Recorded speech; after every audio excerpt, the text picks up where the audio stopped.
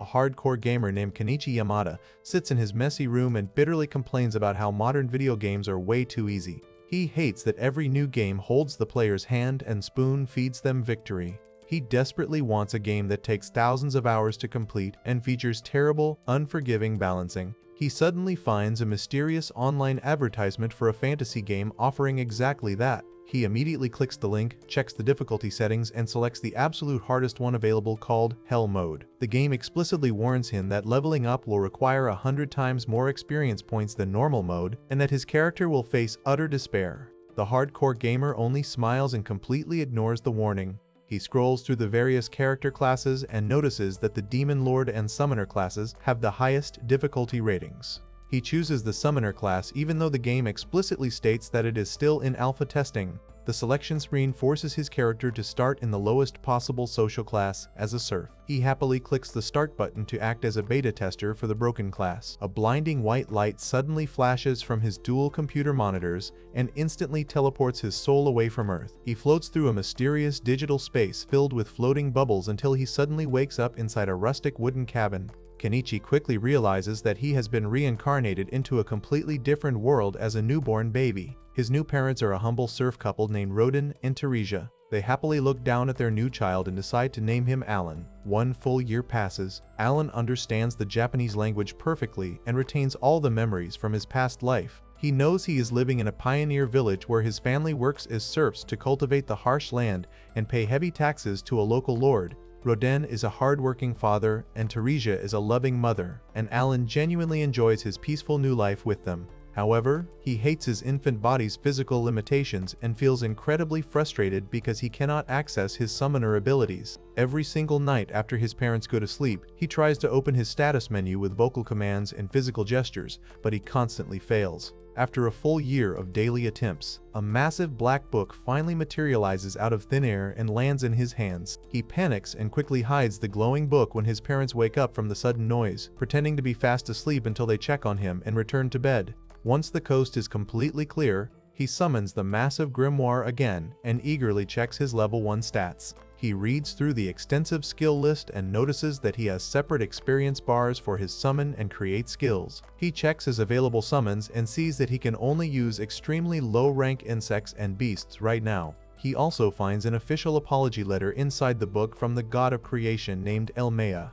The letter explains that his grimoire delivery was delayed for a whole year because he picked a class that was still in beta testing and the divine paperwork took too long to process. Alan ignores the apology and immediately tries to summon an insect, but nothing happens. He quickly realizes that real life does not have game guides or tutorials, so he has to figure out the complex mechanics all by himself. He deduces that he needs to use his create skill first to formally make a monster card before he can actually summon the creature into the real world. He successfully channels his mana to create an H-rank insect card, but he decides to wait until the next day to use it so he does not wake up his parents again with the bright magical lights. The following morning, Rodin heads out to chop wood in the forest while Teresia washes clothes outside the cabin. Alan seizes the perfect opportunity while he is alone in the house and formally activates the insect card. A giant green grasshopper instantly appears in the middle of the room. He checks the grasshopper's specific stats in his grimoire and decides to name it Denka. He also discovers that having the summon active gives him a special passive blessing that increases his own endurance and agility stats by 1 point each. He celebrates his newfound physical power but suddenly has to hide the giant bug behind a wall when Teresia walks into the room and gets terribly spooked by it. Over the next few days, Alan continues to experiment with his abilities and uses his remaining mana to create an H-rank beast card. The card summons a small white mouse that he names Mousy. He quickly learns that both the grasshopper and the mouse possess extremely low intelligence, but they blindly follow his commands to use their special abilities like hopping and scurrying. He also realizes that he can store up to 10 cards of each creature type directly inside his inventory. By passively stacking 10 mouse cards, he boosts his attack power by 10 points and his health by 10 points. This massive stat boost allows his infant body to possess the raw physical strength of a growing teenager. Despite his massive progress, Alan loudly groans about the insane amount of experience points he needs to level up his skills in Hell Mode. His thoughts are suddenly interrupted when Rodin comes home completely covered in fresh blood. Teresia panics at the terrifying sight, but Rodin quickly calms her down and explains that the blood belongs to a monster he just finished hunting. Because they are lowly serfs, Rodin and the other village men work as hunters during the fall and winter seasons to gather extra food for the settlement. Rodin lifts Alan onto his shoulders and carries him outside to see the dead monster. This is Alan's very first time seeing the outside world, and he marvels at the vast farmlands, the distant mountains, and the bright blue sky. Rodin points at a flock of large birds flying high above them and calls them albaherons. He explains that he named Alan after those specific birds because they represent true freedom. He tells his son that he desperately hopes Alan can one day escape the harsh, miserable life of a serf and go wherever he wants in the world. They eventually reach a crowded clearing where several village men are butchering a massive wild boar with their weapons. The men joke around and praise Rodin for landing the killing blow on the terrifying beast. Rodin formally introduces Alan to their burly neighbor Gerda. Gerda is amazed by how polite and remarkably intelligent Alan acts compared to his own daughter Krina, who is the exact same age but constantly causes trouble. Alan asks about the giant boar, and Gerda explains that it is a dangerous C-rank monster that takes at least 20 grown men to kill. Alan mathematically calculates this crucial information to establish a concrete benchmark for how strong monsters are in this world compared to his current combat stats. 10 full months pass, and Alan turns nearly 2 years old. He finally grinds enough experience points to reach level 2 for both his summon and create skills. His grimoire upgrades to expansion level 1, unlocking a brand new notes feature and a synthesis skill that allows him to fuse his summons together. His card inventory space also doubles, which means he can stack even more stat buffs directly onto his own body. He eagerly tries to fuse 2 mouse cards together right away, but the Grimoire gives him an error message stating that he does not have enough magic power. He angrily complains about the brutal difficulty of Hell mode severely restricting his maximum mana pool. Time skips forward again, and Alan officially turns 3 years old. He stands outside his house and successfully fuses a G-rank insect and a G-rank beast to create a brand new G-rank bird card. He summons the glowing blue bird and names it Chappie. He checks its stats and discovers it provides immense agility and intelligence buffs while possessing a unique ability called voice mimicry. The bird perfectly mimics his voice, and Alan realizes he can use it to easily trick enemies in the future. He then summons a crowned frog named Pianta and a large orange mole wearing a construction hat named Mogasuke. He commands the frog to use its provoke ability to aggressively draw enemy aggro and orders the mole to aggressively dig through the dirt to create deadly pitfall traps. Alan sits back and admires his summoned team, fully realizing that mathematically manipulating stat buffs and creature abilities is the true key to dominating this fantasy world. Despite his magical progress, Alan's physical training does not go as planned. He regularly plays knights with Gerda's pink-haired daughter Krina using heavy wooden swords. Alan naturally assumes his massive agility stat buffs will guarantee an easy victory, but he is proven completely wrong. Even with all of his summon buffs poured directly into his agility stat, Alan can barely keep up with her ridiculous speed and monstrous strength. During one of their intense practice duels, Krina lunges forward and swings her weapon so hard that she completely shatters Alan's wooden sword into hundreds of tiny splinters. Alan is totally shocked by her overpowered physical abilities and completely accepts his defeat. Later that evening, Alan helps his pregnant mother carry heavy baskets of harvested potatoes back to their cabin. While eating dinner around the warm fire, Alan tells his father that he wants to help him with the heavy farm work since his mother can no longer do it. Rodin immediately refuses and tells Alan to enjoy his childhood while it lasts. He explains that working as a serf is a grueling and miserable existence that slowly destroys a person's body. Alan takes his father's words to heart, but secretly practices throwing rocks at trees outside to see if he can learn any offensive combat skills to properly protect his family. Teresa watches him practice and tells him that he will participate in an appraisal ceremony when he turns 5 years old. She explains that this divine ceremony determines the unique inherent talent granted to a child by the gods. She hopes that Alan receives a powerful talent so he can finally break out of their social class and permanently escape the life of a serf. Winter soon blankets the entire village in deep snow. Alan continues to test his magical limits, discovering that his summons can miraculously stay active for a full 24 hours without draining any extra mana. He also continues his intense sparring sessions with Krina, desperately dodging her massive wooden mallet strikes in the freezing snow. During one of their play sessions outside the cabin, Teresa steps out to greet them but gets incredibly scared when the giant grasshopper summon accidentally jumps onto her bandaged leg. The sudden terrible shock causes her to instantly go into premature labor.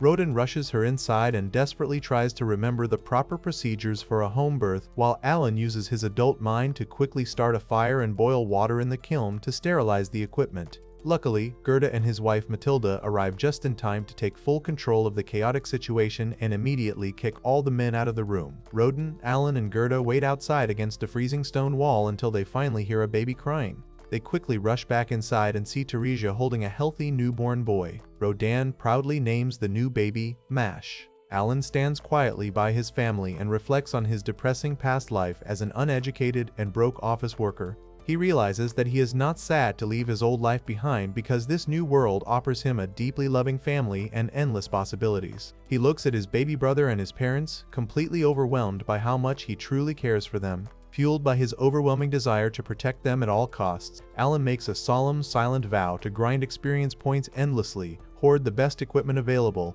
and perfectly min-max all of his stats to conquer the game's brutal difficulty. He resolves to use his overpowered summoner abilities to completely destroy the kingdom's oppressive social hierarchy and free his entire family from the miseries of serfdom once and for all. Alan and his father Rodan walk alongside Gerda and his daughter Krina towards the commoner village. Alan asks his father about the appraisal ceremony. Rodan explains that every person who turns 5 years old must participate in the event. He says that the ceremony determines if a person has a special talent. Rodan adds that getting a good talent is the only way for a lowly serf to rise up and become a noble. He also mentions that there are a lot of rivals this year because the village had a massive baby boom recently. Krina cheerfully hopes that she gets the swordswoman talent so she can become a knight. Rodan wishes her good luck. They soon reach the commoner village and marvel at the large number of stone houses. Krina rides on her father's shoulders and looks around in amazement. They eventually arrive at a massive church where a large crowd of kids and their parents is already waiting. Alan notices that the commoners are dressed much nicer than his serf family. Some snobby commoners look at Alan and mock him for his dark hair and dark eyes. They immediately recognize him as a serf. Alan hears them but simply ignores their insults. The large wooden doors of the church open. 3 officials wearing white and purple robes step out to address the crowd. The main official states that the God of creation blesses everyone equally with great opportunities. He explains that even some of the greatest heroes in history originally started out as lowly serfs. He lists a famous saintess and a legendary sword lord as examples. Alan listens to the official and remembers the lore from his past life. He recalls that the developers of the game specifically designed the top-tier classes to start at the absolute lowest social rank. He realizes that the real world strictly follows the same game mechanics. He feels excited to finally undergo the ceremony and reveal his overpowered summoner class. The officials invite everyone inside the grand hall. Inside the church, the crowd gathers in front of an altar featuring statues of the gods. Suddenly, a magical floating message box appears right in front of Alan. He reads the text and realizes it is an official system message from the God of creation. The message explains that his summoner class is still under active beta testing. It states that the divine paperwork took a long time to process. The message firmly declares that the gods do not accept any questions or cancellations regarding his class selection. Alan feels annoyed by the terrible customer service but focuses back on the ceremony. The head official calls the village chief and his son Palomas up to the altar. He instructs the boy to place his hand on a large glowing crystal ball. He explains that the crystal will appraise the boy's natural abilities and display his stats on a large black slab. Palomas nervously touches the orb. His stats instantly appear on the slab in the form of letter grades. The official happily announces that Palomas has the merchant talent. The village chief loudly celebrates the good news and hugs his son. Alan watches the process and notes that the stat board looks exactly like the menu in his magical grimoire. He realizes that this world uses a letter rank system instead of numbers to measure a person's potential. Next, a boy named Dagora steps up to the crystal ball. He touches the orb and his results appear on the board. The official announces that Dagora has the axe user talent. Dagora celebrates his victory. The official points out that Dagora has an A rank in attack power. Alan deduces that a person needs a specific talent to unlock high-ranked attributes. The ceremony continues as the officials appraise the rest of the children. Most of the kids end up with absolutely no talent at all. Eventually, the official calls Krina to the front. She runs up and excitedly touches the crystal ball. The orb suddenly emits a blinding blue light that floods the entire church. The official looks at the black slab and stares in complete shock. He calls the result a pure miracle. Gerda panics and demands to know what is happening. The sweating official loudly announces that Krina possesses the Sword Lord talent. He explains that it is one of the most powerful talents in the entire world. Gerda violently shakes Krina out of pure joy and repeatedly screams her new title. However, Krina just pouts and complains that she wanted to be a regular swordswoman instead. Alan watches the chaotic scene and smiles. He easily accepts that Krina is a sword lord because it perfectly explains her ridiculous physical strength and speed during their play sessions. Finally, the official calls Alan to the altar. Alan steps up and eagerly anticipates showing off his summoner class. He touches the crystal ball, and it instantly flashes with an intense light before completely glitching out. The magical energy violently knocks Alan to the floor. Rodan rushes over to help his son up. He asks the official to read the results aloud because they cannot read the text on the slab. The official hesitates and looks extremely concerned. He reluctantly informs them that Alan has absolutely no talent. Alan gasps in pure shock and looks at the board. He sees that every single one of his attributes is stuck at the lowest possible E rank. He also sees that his talent slot displays a garbled text glitch instead of the word summoner. He instantly realizes that the incompetent game developers broke his stat screen. He furiously curses the gods in his head for ruining his big reveal. Rodan quickly comforts Alan and tells him it is time to go home. They return to their rural cabin where Teresia and Baby Mash are waiting. Rodan and Teresia assure Alan that they do not care about his lack of talent. They tell him that he will always be their pride and joy. Alan feels deeply moved by their unconditional love. He happily accepts his poor life and feels grateful for his family. Later that night, Alan lies in bed and reflects on the day's events. He summons his grimoire and carefully analyzes his terrible stats. He figures out that the letter ranks simply represent the expected stat growth per level. He remembers the harsh rules of his chosen difficulty setting. He realizes that Hell mode requires 100 times more experience points to level up compared to a normal player. He mathematically concludes that his E-rank stats are actually a direct reflection of his severely crippled growth rate. He understands that he is the only person in the entire world forced to play on Hell mode. Normal people would fall into deep despair upon realizing this terrible fact. However, Alan just smiles confidently. He vows to overcome the brutal difficulty and prove that hardcore gamers can conquer anything. He then glares at the glitched text in his status menu. He aggressively complains about the lazy developers and promises to flood them with angry messages until they fix the bug. The next day, Gerda and his wife Matilda visit Alan's house to celebrate Krina's amazing results. The village chief even gifts them a rare jug of alcohol for the special occasion. Everyone sits around the fire and enjoys the drinks. Krina happily brags to Alan about her new status. Alan just plays along and acts impressed. As the adults get drunk, Gerda suddenly becomes incredibly serious. He loudly declares that he plans to cut all ties with Rodan's family. Rodan looks completely shocked and demands an explanation. Gerda argues that Krina's extraordinary talent means she will eventually join the Royal Knights and become a high-ranking noble. He insists that a prestigious sword lord should never waste her time hanging around lowly serfs like them. He believes he is doing Rodan a favor by creating distance before society forces them apart. Rodan furiously rejects the idea and calls Gerda an idiot. The two muscular men stand up and violently grab each other. They press their foreheads together and start screaming. Alan watches the silly argument and asks Krina to stop them. Matilda and Teresia quickly step in and forcefully punch their husbands directly in the face. They grab the men by the cheeks and aggressively scold them for ruining the party. The men instantly apologize and bow their heads in shame. Matilda explains to the kids that the four adults are actually lifelong childhood friends. She says they all traveled together to pioneer this new frontier village. The men laugh and fondly recall how they helped build each other's houses from scratch. They share another drink and quickly make up. A few days later, Rodan and Gerda are out working in the fields. A group of heavily armored knights suddenly rides into the village on horseback. The villagers quickly gather in the town square to see the commotion. Tagora spots Alan in the crowd and immediately starts bullying him. He mocks Alan for having no talent and shows off his own axe user status. Krina angrily jumps in front of Alan and defends him. She yells at Dogora and tries to bite his finger. Gerda quickly pulls Krina away and apologizes for her behavior.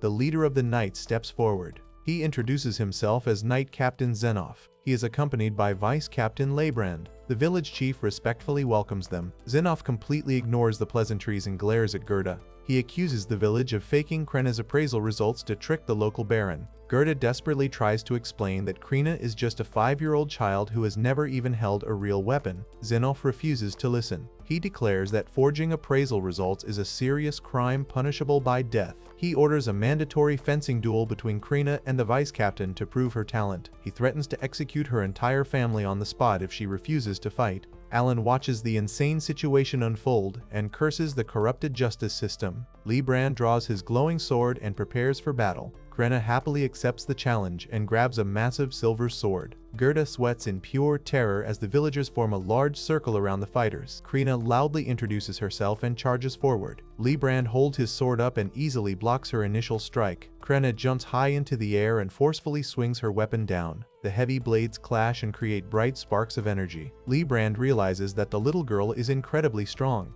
Alan watches from the sidelines and notes that Krina is using her high-level sword mastery skills from their daily play sessions. He worries that her skills will not be enough to beat a fully grown adult knight. Krina continues her relentless assault. She slides across the dirt and rapidly strikes Librand from multiple angles. The vice captain struggles to keep up with her insane speed. He tries to push her back, but Krina holds her ground. The intense clash violently blasts Krina backward. She crashes straight into a solid stone wall and leaves a massive crater. Gerda screams her name and tries to run to her, but the other knights violently pin him to the ground. Librand assumes he won the fight and lowers his guard. Suddenly, Krina stands up completely unharmed. A radiant green aura explodes from her body. Alan recognizes the glowing aura as an overpowered extra skill. Krina charges forward at blinding speed. She swings her sword with explosive power. The massive impact completely shatters Librand's defenses and unleashes a blinding shockwave. Xenov quickly steps in and shouts for the duel to end. Krina stops her attack just inches away from the vice captain's face.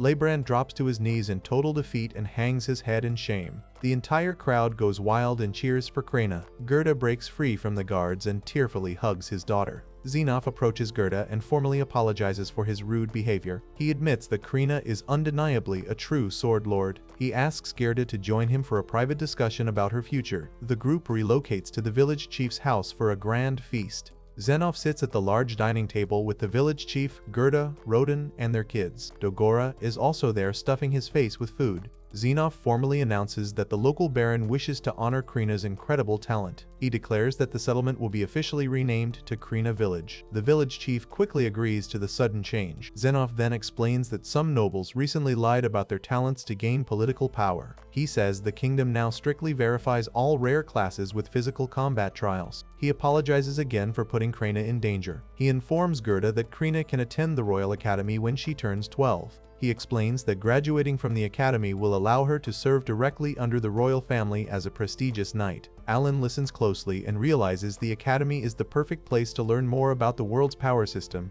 Dogora loudly declares that he wants to go to the academy too. Xenov praises Dogora's axe user talent and promises to send a combat instructor to the village to train them both. Dogora brags about his future and insults Alan again. Krina fiercely defends Alan, and the two kids start bickering across the table. Xenov notices Alan and asks about his dark hair. Rodin proudly introduces Alan as his son. Xenov suddenly recognizes Rodin's name. He asks if Rodin is the legendary boar hunter. Rodin acts confused by the title. Xenov explains that the Baron absolutely loves the giant boar meat that Rodin hunts every winter. He calls Rodin a true hero and deeply praises his bravery. Rodin feels incredibly honored by the sudden recognition. Later that evening, Rodin and Alan walk back to their cabin. Rodin tells his son that Krina is destined to become a famous hero. He adds that even a lowly serf can achieve greatness with enough hard work. He encourages Alan to keep trying his best. Alan quietly agrees and promises to grind his hell mode stats to the absolute limit. Before they enter the house, Rodin happily reveals that he caught a small pink slime creature to give to the baby as a gift. Alan smiles and pulls out his own captured slime as they share a good laugh and head inside to surprise their family. Alan levels up his summon skill to level 3 and unlocks a brand new enhance ability. He feels incredibly excited about his progress and opens his magical grimoire to check his updated status page. He notices that his card inventory also increases from 20 slots to 30 slots. He realizes this inventory expansion allows him to hold even more passive stat buffs. He hopes to summon a massive dragon next, but knows he still has to fuse his current F-rank creatures together to unlock new monster types. He decides to experiment with his abilities later and focuses on finishing his daily chores. He helps his pregnant mother Teresia clean up the dishes after dinner so he can have some free time. Teresia touches her belly and mentions that the baby kicks softly, leading her to believe she will have a little girl. Rodin reminds her that he promised Alan the right to name the baby if it turns out to be a girl. Alan notices his mana point pool fully restores itself just in time for him to practice his magic. Suddenly, a magical message board appears right in front of Alan. He reads the text and sees a direct message from Elmea, the god of creation. The message contains an apology for the glitched text on his status board from the appraisal ceremony. Alan accidentally says the god's name out loud in surprise. Rodin immediately scolds him and warns him never to take the Lord's name in vain. Alan quickly changes the subject by pointing out that an old scar on Rodin's arm is completely healed. Rodin flexes his muscular arm and explains that he passed a trial of the gods during his boar hunt earlier that day. He says the trial is a rare event that instantly heals all wounds and restores a hunter's energy. Alan listens to his father and realizes that this world uses the phrase trial of the gods to describe the process of leveling up. He checks his own grimoire and sees he is still stuck at level 1 with 0 experience points. He asks Rodin to let him join the next hunt so he can finally gain some experience. Rodin sternly refuses the request and states that hunting is far too dangerous for a child.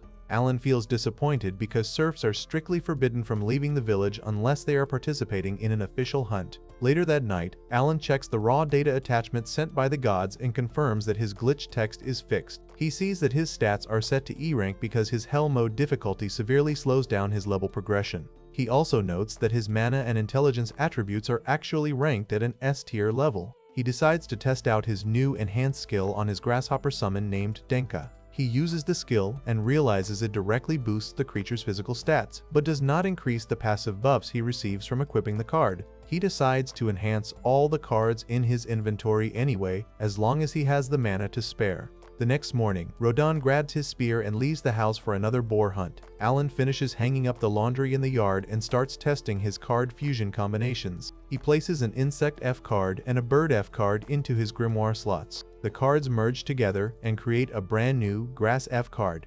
Alan acts confused about grass being a summonable creature type, but gets excited when he sees the card provides a massive boost to his magic points and luck stats. He realizes the extra magic points will allow him to perform many more actions throughout the day. He summons the creature and a small red apple with vine-like limbs appears on the ground. He names the creature Apo and orders it to use its special skill called Aroma. Apo burrows into the dirt and grows a tiny green sapling that emits a pleasant smell. Alan feels completely disappointed by the useless skill and begs the summon to turn back into a card before anyone sees it. Teresia walks outside with Baby Mash and compliments the nice smell of the new sapling. Alan realizes he cannot unsummon the plant and worries about accidentally turning his yard into a botanical garden. Later that day, Alan spars with Krina in the yard using wooden practice swords. Krina lunges forward with incredible speed and effortlessly knocks Alan straight to the ground. Alan drops his sword and grits his teeth in frustration because he still cannot compete with her ridiculous physical strength. Krina tells him that he feels a little tougher than before. Alan attributes his slight improvement to the extra endurance and attack buffs from his expanded card inventory. He considers using his summons in combat to help him win, but he decides against using monster attacks on his friends. He then spends hours throwing round stones into a hollowed-out tree trunk to grind his throwing skill. Mash sits on the ground nearby and complains about being bored. Alan apologizes and asks his brother to wait a little longer. He feels incredibly frustrated because he has thrown over 20,000 stones without a single level up.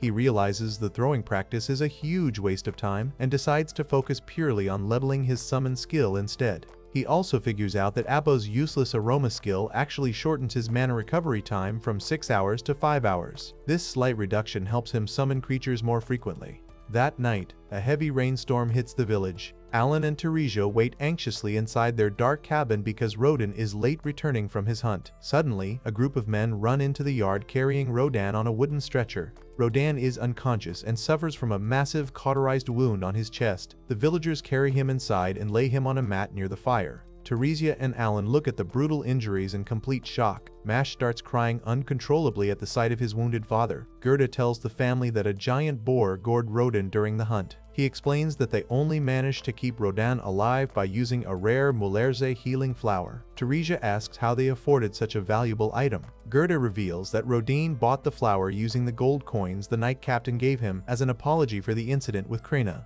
Another hunter furiously punches a wooden post and blames a commoner for causing the accident. The other men shout in agreement and threaten to retaliate against the commoners. Gerda tells the men to go home and asks them not to do anything rash. He stays behind with Rodin's family and explains the full story to Alan and Teresia. He says the village chief recently ordered the hunters to let commoners join their dangerous boar hunts. The commoners desperately wanted to join because boar meat is highly valuable and can be traded for salt and firewood.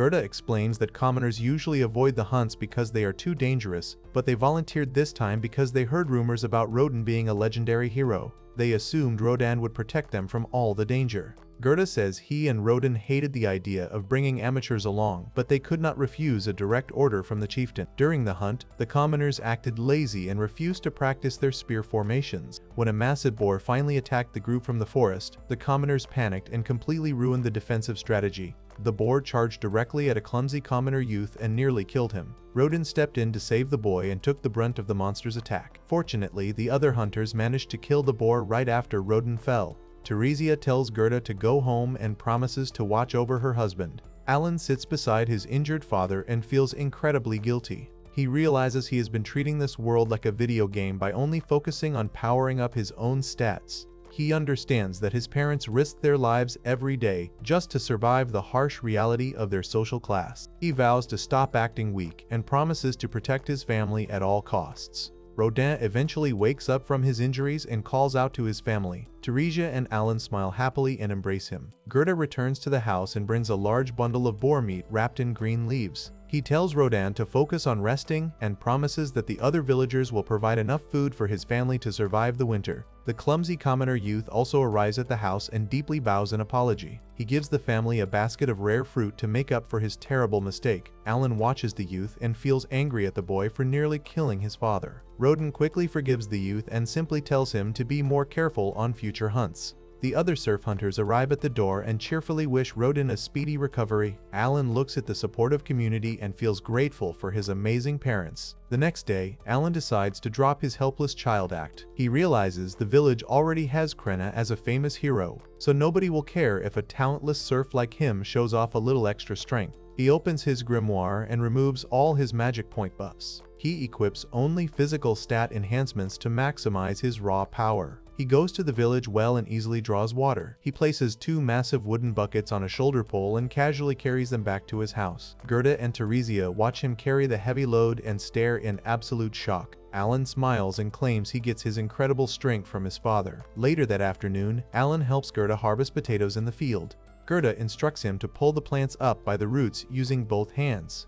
Alan easily rips a massive chain of potatoes out of the ground with just one hand. Gerda acts surprised but praises Alan for being such a tough kid. Despite the successful harvest, Gerda complains that the local baron takes more than half of their crops as taxes. Alan realizes the remaining potatoes will not be enough to feed his family through the winter. He decides to take matters into his own hands and hunt for wild game. He gathers several woven baskets, sticks, and ropes, and heads into a field of tall yellow flowers. He sets up the baskets as traps and hides in the dense brush. He summons 8 hopper cards and orders the massive yellow insects to use their provoke skill. The insects release a magical signal that lures several colorful frogs wearing gold crowns into the clearing. The frogs playfully wrestle with each other right next to the traps. Alan holds the ropes and waits for the perfect moment to drop the baskets. He hopes to catch at least 50 wild birds or frogs to secure enough food for the winter. Suddenly, the frogs stop moving. Alan wonders if the provoke skill lacks range, but then he spots a massive shadow descending from the sky. A giant white bird with purple wings and a red crest lands directly on top of his traps. The bird screeches loudly and quickly eats the colorful frogs. Alan watches from the bushes in sheer terror. He immediately recognizes the monster as an albaheron, a dangerous B-rank creature. He remembers that his parents named him after this exact monster. He knows he should run away, but he desperately wants to provide for his family. He checks his status screen and sees that his level 2 enhanced skill gives his creatures a massive stat boost. He decides to test his hardcore gaming skills against the giant bird. He draws his wooden practice sword and charges out of the bushes with a loud shout. He jumps high into the air and strikes the albaheron directly on its back. The bird easily brushes off the attack and aggressively kicks Alan in the face with its massive yellow talon. Alan crashes hard into the dirt and breaks his wooden sword. He refuses to give up and quickly summons a pack of Fido wolves to attack the bird. The fierce wolves surround the albaheron and viciously bite into its neck. The giant bird screeches in anger and unleashes a massive burst of glowing blue magic energy. The magical shockwave instantly destroys all the wolves and repels Alan backward.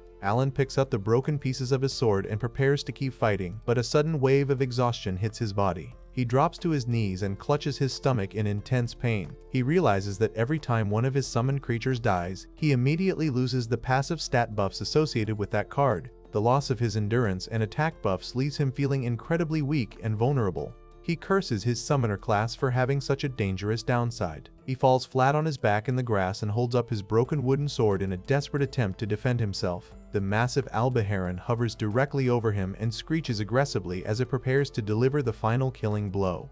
Alan lies in a grassy field, desperately using a wooden cross to hold back a giant white bird with a red crest called an albaheron. He thinks fast and summons his insect creatures to bite the bird's neck and drain its energy. He knows he is much weaker after losing his previous summons and their passive buffs, but he realizes he can just cripple the monster instead. He then calls out for his wolf summons to join the attack. The wolves leap out and completely overwhelm the giant bird, biting into its neck until it stops moving. Alan successfully defeats the albaheron, and a magical black book appears to tell him he gained 100 experience points. He celebrates his very first monster kill and feels an incredible rush of excitement. He drags the massive bird back to his family and friends. Everyone is completely shocked to see the giant creature. Alan lies and claims the bird simply landed nearby, so he took it by surprise. Gerda examines the carcass and notices dog-like bite marks all over the bird's neck. He asks Alan if he literally bit the monster to death. Alan panics internally but plays it off by claiming he fought on pure instinct and cannot remember the details. Gerda accepts this excuse and decides to help Alan butcher the bird.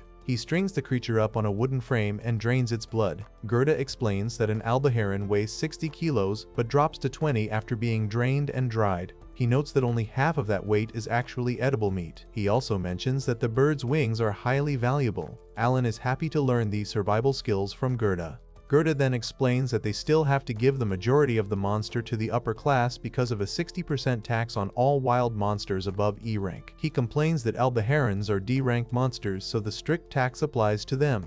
Gerda extracts a small purple magic stone from the bird's carcass and explains that magic stones are also heavily taxed but are practically worthless to the village anyway. He tells Alan that they can use this impressive catch to negotiate a better deal with the village chieftain since Rodon is badly injured and unable to hunt. Alan immediately comes up with a clever plan and whispers it to Gerda. They head to the chieftain's massive residence to make their case. Inside a lavish room, Gerda presents the dead albaheron to the wealthy chieftain. Gerda offers to give the chieftain the entirety of the bird's wings as tax, but asks to keep the meat for Alan's starving family. The chieftain immediately refuses the deal. He explains that the local baron ordered the village to deliver even more meat this year, which is the exact reason he forced inexperienced commoners to join the dangerous hunts. Gerda pushes back and offers to include the magic stone in the tax payment as well. He guilt-trips the chieftain by pointing out that their best hunter Rodin got crippled solely because of these impossible demands. Gerda dramatically states that Rodin's family has 4 mouths to feed and will easily starve to death during the winter without this meat. Alan perfectly plays along with the act by grabbing his head and pretending to faint from extreme hunger. Gerda catches the boy and asks the chieftain who is to blame for this awful predicament. The chieftain finally caves to the pressure and agrees to let them have the meat in exchange for the wings and the magic stone. Alan instantly recovers from his fake dizzy spell and thanks the chieftain. Gerda pushes his luck and asks if this new tax arrangement applies to all future albaheron catches. The chieftain gets annoyed but agrees to the terms, assuming they will never be lucky enough to catch another one anyway. Alan completely outsmarts the chieftain and secures a steady food source for his family. Sometime later, Alan goes back out to hunt in a field of yellow flowers. He hides in the tall grass with Krina and uses his insect summons to lure some colorful frogs into the open. Suddenly, 2 giant albaherons swoop down from the sky. Alan immediately commands his insect summons to latch onto the birds' necks and drain their energy. The massive birds screech in agony as the bugs suck them dry. Alan then leaps out of the grass and shoves a large black sphere directly into one of the birds' mouths. He calls out his wolf summons and orders them to attack both targets. The wolves viciously bite the birds and knock them to the ground. Alan finishes the fight by jumping into the air and striking the monsters with his wooden sword. He perfectly defeats both birds at the same time without losing a single summoned creature. His magical grimoire appears and informs him that he gained 200 experience points. The book then reveals that his experience is fully maxed out at 1000 points and he officially levels up to level 2. Alan opens his status page and sees that all his health and mana are completely restored. He notices that his stat increases are severely reduced to only 60% of their potential due to his Hell mode difficulty, but he still feels incredibly excited about the massive gains to his agility, intelligence, and endurance. He hugs his magical book and celebrates hitting his first level up 6 years after being reincarnated into this world. He realizes that leveling up feels exactly like passing a divine trial. He decides it is finally time to tell his family the truth about his sudden burst of strength.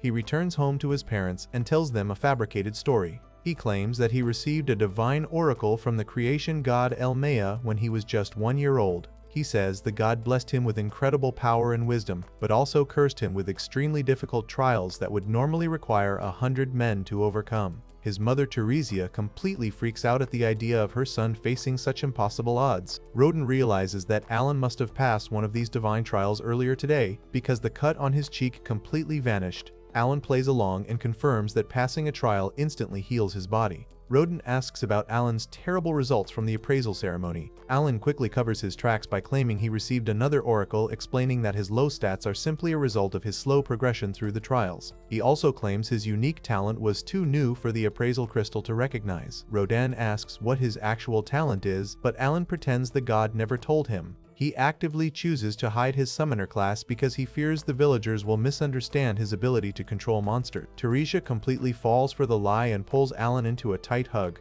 She cries and apologizes for not realizing that his daily rock-throwing exercises were actually his way of fighting through divine trials all by himself. Alan vows to bravely face these trials head-on to prove himself worthy. Roden tells Alan that he can always ask them for help if things get too tough. Roden promises to keep the oracle a secret to prevent the villagers from treating Alan like a false prophet, but he asks for permission to tell Gerda so he can brag about his son's strength. Alan happily agrees. Time passes and Alan turns 6 years old. The snowy winter arrives and Alan joins Gerda on a trip to town to trade their stockpile of dried meat. Gerda explains the fundamental differences between serfs and commoners. He reveals that commoners do not have to pay the brutal 60% tax on their goods, but instead pay a flathead tax of 3 gold coins per adult and 1 gold coin per child every single year. Alan asks if a serf can ever buy their way into commoner status. Gerda confirms that a serf can become a commoner by paying a tribute of 10 gold coins for every member of their family. Alan quickly calculates that his family will soon have 5 members once the new baby arrives, meaning he needs to save up exactly 50 gold coins to free them from serfdom. They arrive at the market and begin trading their supplies. Alan trades his bundles of dried boar and albaheron meat for bags of salt and fresh fruit. He quickly learns the exact exchange rates for his goods. He discovers that 1 bundle of dried meat is worth 1 bag of salt, 4 momo fruits, 1 popo fruit, or 4 days of firewood. He equates 1 bundle to 1 silver coin. He does the math and realizes that he needs to hunt 500 albaherons to earn the 50 gold coins required to upgrade his family's social status. He confidently smiles and decides that hunting 500 monsters is a walk in the park for a hardcore gamer like him. He then heads into a local apothecary to look for potions that can recover his mana. The bald shopkeeper bluntly tells him that they do not carry any fancy magic potions. Alan changes the subject and asks about the rare Mulerze healing flower. The shopkeeper immediately gets angry and complains about the time he sold one of those flowers to Gerda. He explains that Gerda burst into the shop and literally begged on his hands and knees to buy the flower at a massive discount to save his dying friend. The shopkeeper caved to the pressure but still feels extremely bitter about losing out on so much profit. Alan feels incredibly moved by Gerda's loyalty to his father. He places a large bundle of premium dried meat on the counter and gives it to the shopkeeper for free as a token of appreciation for saving Roden's life.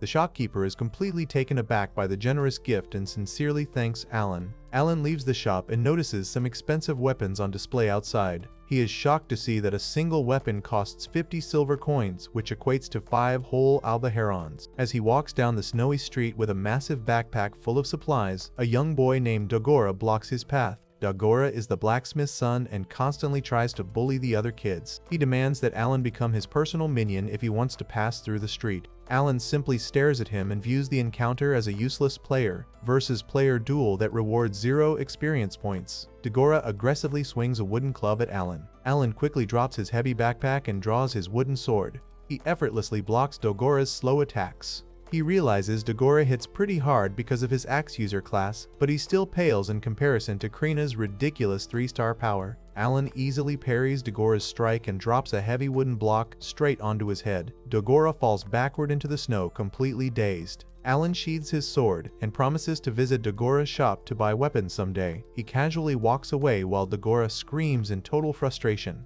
Later that week, Alan supervises a training session between Krina and Mash.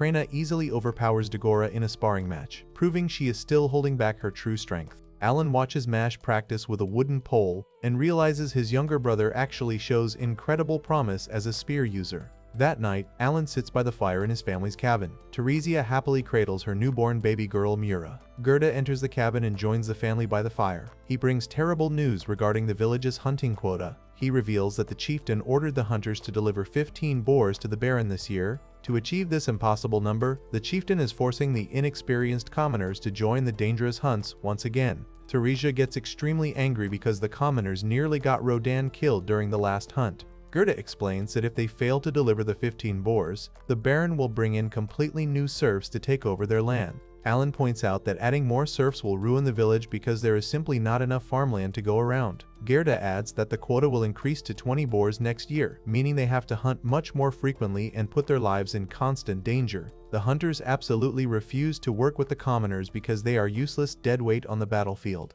Alan listens to the adults complain and decides to take full control of the situation. He confidently states that he possesses divine wisdom from the creation god. He explains that his past experiences as a hardcore gamer taught him exactly how to integrate low-level newbies into a party so they can safely gain experience points without getting everyone killed. He promises to create a perfect strategy to make the commoners completely useful. He asks his father and Gerda to trust him and let him handle the hunting formations. The story concludes with Alan, Rodan, and Gerda standing bravely in front of the massive village gates as they prepare to lead a group of inexperienced commoners into the dangerous wilderness. The hunters gather by the large wooden gates to prepare for another dangerous mission outside the village walls. Rodan shows up completely healed from his previous injuries and announces that he is fit to lead the group once again.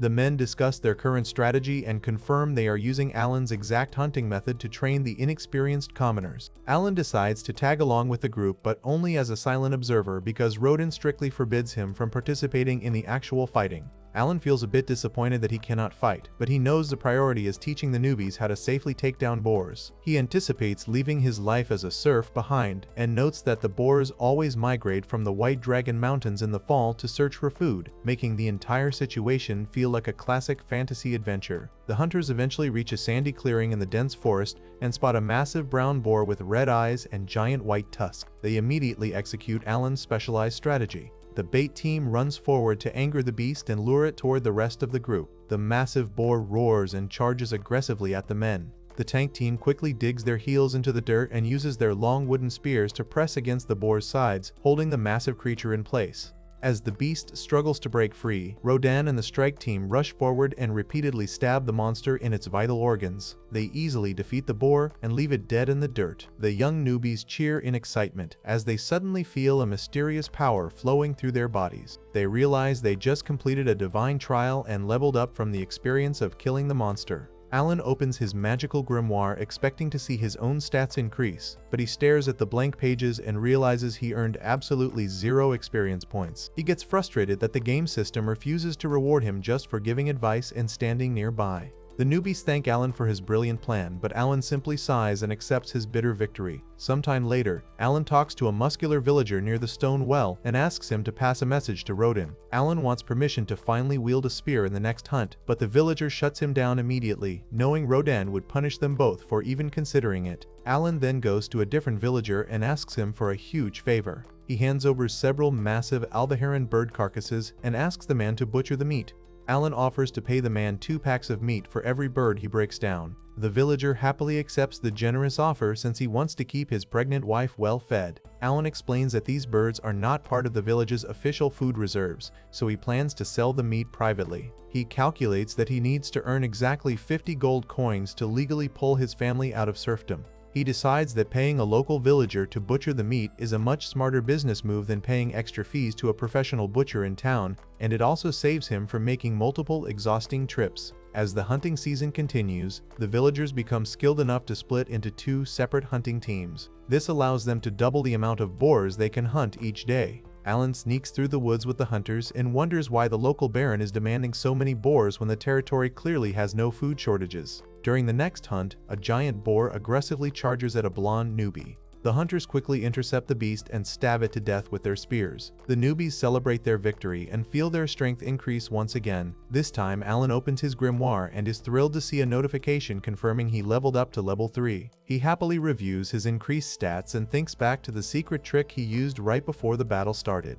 He explains that his class allows him to summon creatures anywhere within a 50-meter radius as long as he has a clear line of sight. Before the hunters attacked the boar, Alan secretly summoned a small green grasshopper directly into the monster's path. The boar instantly crushed the tiny bug as it charged forward. Because the monster technically attacked one of his summoned creatures, the game system registered Alan as an active participant in the battle. This hardcore gamer exploit allows Alan to safely leech experience points from the adult's kills without ever putting himself in harm's way. 3 months pass, and the village celebrates the start of the new year. Alan and Krina walk down a snowy path carrying large bags of gifts they received from the chieftain's residence. They successfully met the baron's massive quota of 20 boars thanks to Alan's training program, so the chieftain rewarded them with a special jug of liquor. They return to Rodan's rustic wooden house where the entire family is gathered around an indoor fire pit. They all sit together on the floor and enjoy a huge feast of grilled meat on skewers. Rodan praises Alan and notes that the village is doing great because of his smart tactics. Alan decides it is the perfect time to execute a sneaky plan. He casually places the jug of liquor on the table.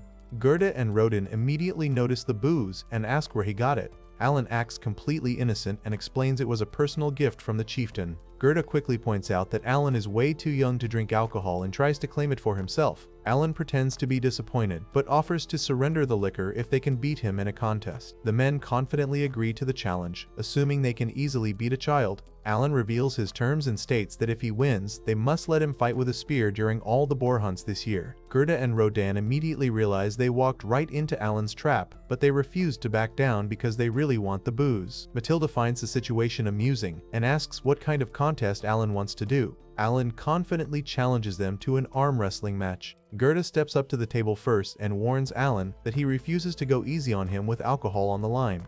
Alan secretly opens his grimoire and equips a specific set of cards into his inventory. He uses his summoned creatures to completely maximize his attack power stats. He feels totally confident because he recently reached level 6 and has a massive stat advantage. Alan and Gerda clasp their hands together over the wooden table. Krina cheers them on and shouts for the match to begin. Gerda expects to instantly slam Alan's arm down, but he is completely shocked when the boy's arm does not budge an inch. Gerda starts sweating profusely and strains with all his immense strength, but Alan effortlessly overpowers him and slams Gerda's hand directly into the table. Gerda curses loudly in disbelief while Krina jumps up and down to celebrate Alan's victory. Alan rubs his bandaged wrist and quickly calculates that Gerda's attack stat must be somewhere around 200. Rodan steps up to the table next, determined to avenge his friend and win the booze. Alan looks closely at Rodan's large, rough hands and realizes how hard his father physically works every single day to provide for their family. He respects his dad immensely, but he still wants to be treated like a capable adult. He knows he has to put in 100 times more effort than everyone else to level up and prove his true worth. They firmly clasp hands and the match officially begins. Alan grits his teeth and pushes forward with every ounce of his magically enhanced strength. However, Rodan remains completely unfazed and easily pushes back against the boy.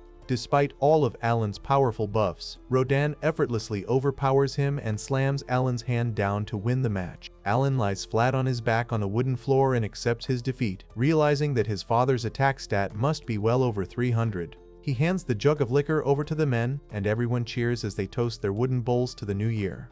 Alan does the math in his head and categorizes Gerda as a D-rank warrior while Rodan is a solid C-rank. Gerda tells Alan not to feel bad about the loss because he is still unbelievably strong for his age. Rodan promises that Alan can finally join the boar hunts once he gets strong enough to actually beat him in a fair rematch. Alan happily accepts the deal and plans to reach summon level 4 before the fall, so he can gain even more stats. Suddenly, Gerda starts demanding more snacks from his wife. Matilda gets annoyed by his constant whining and playfully tackles her giant husband, pinning him face down on the floor. Alan watches the struggle in shock and secretly wonders if Matilda is also a C-rank warrior in disguise. Several months pass, and June finally arrives. Alan turns 7 years old and achieves another major milestone in his training. His overall summon level increases, allowing him to unlock a brand new tier of E-rank summons. His card inventory also expands, giving him the ability to hold up to 40 cards at once. He does some quick calculations and realizes that filling his entire inventory with 40 E-rank cards will give him a massive stat boost,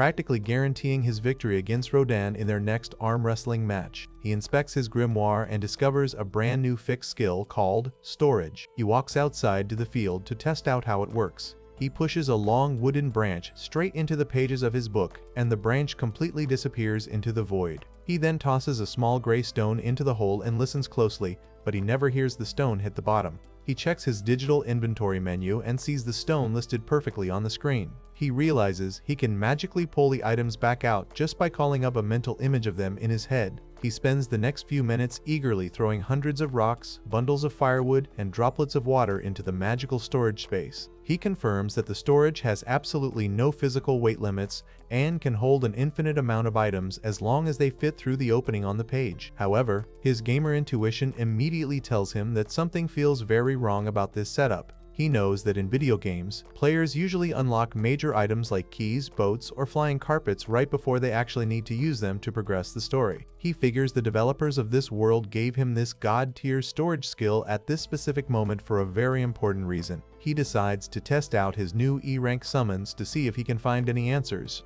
He stands in the grassy field and tries to summon an E-rank insect. The spell completely fails to activate. A notification abruptly appears in his book, stating that he does not have enough E-rank magic stones to cast the spell.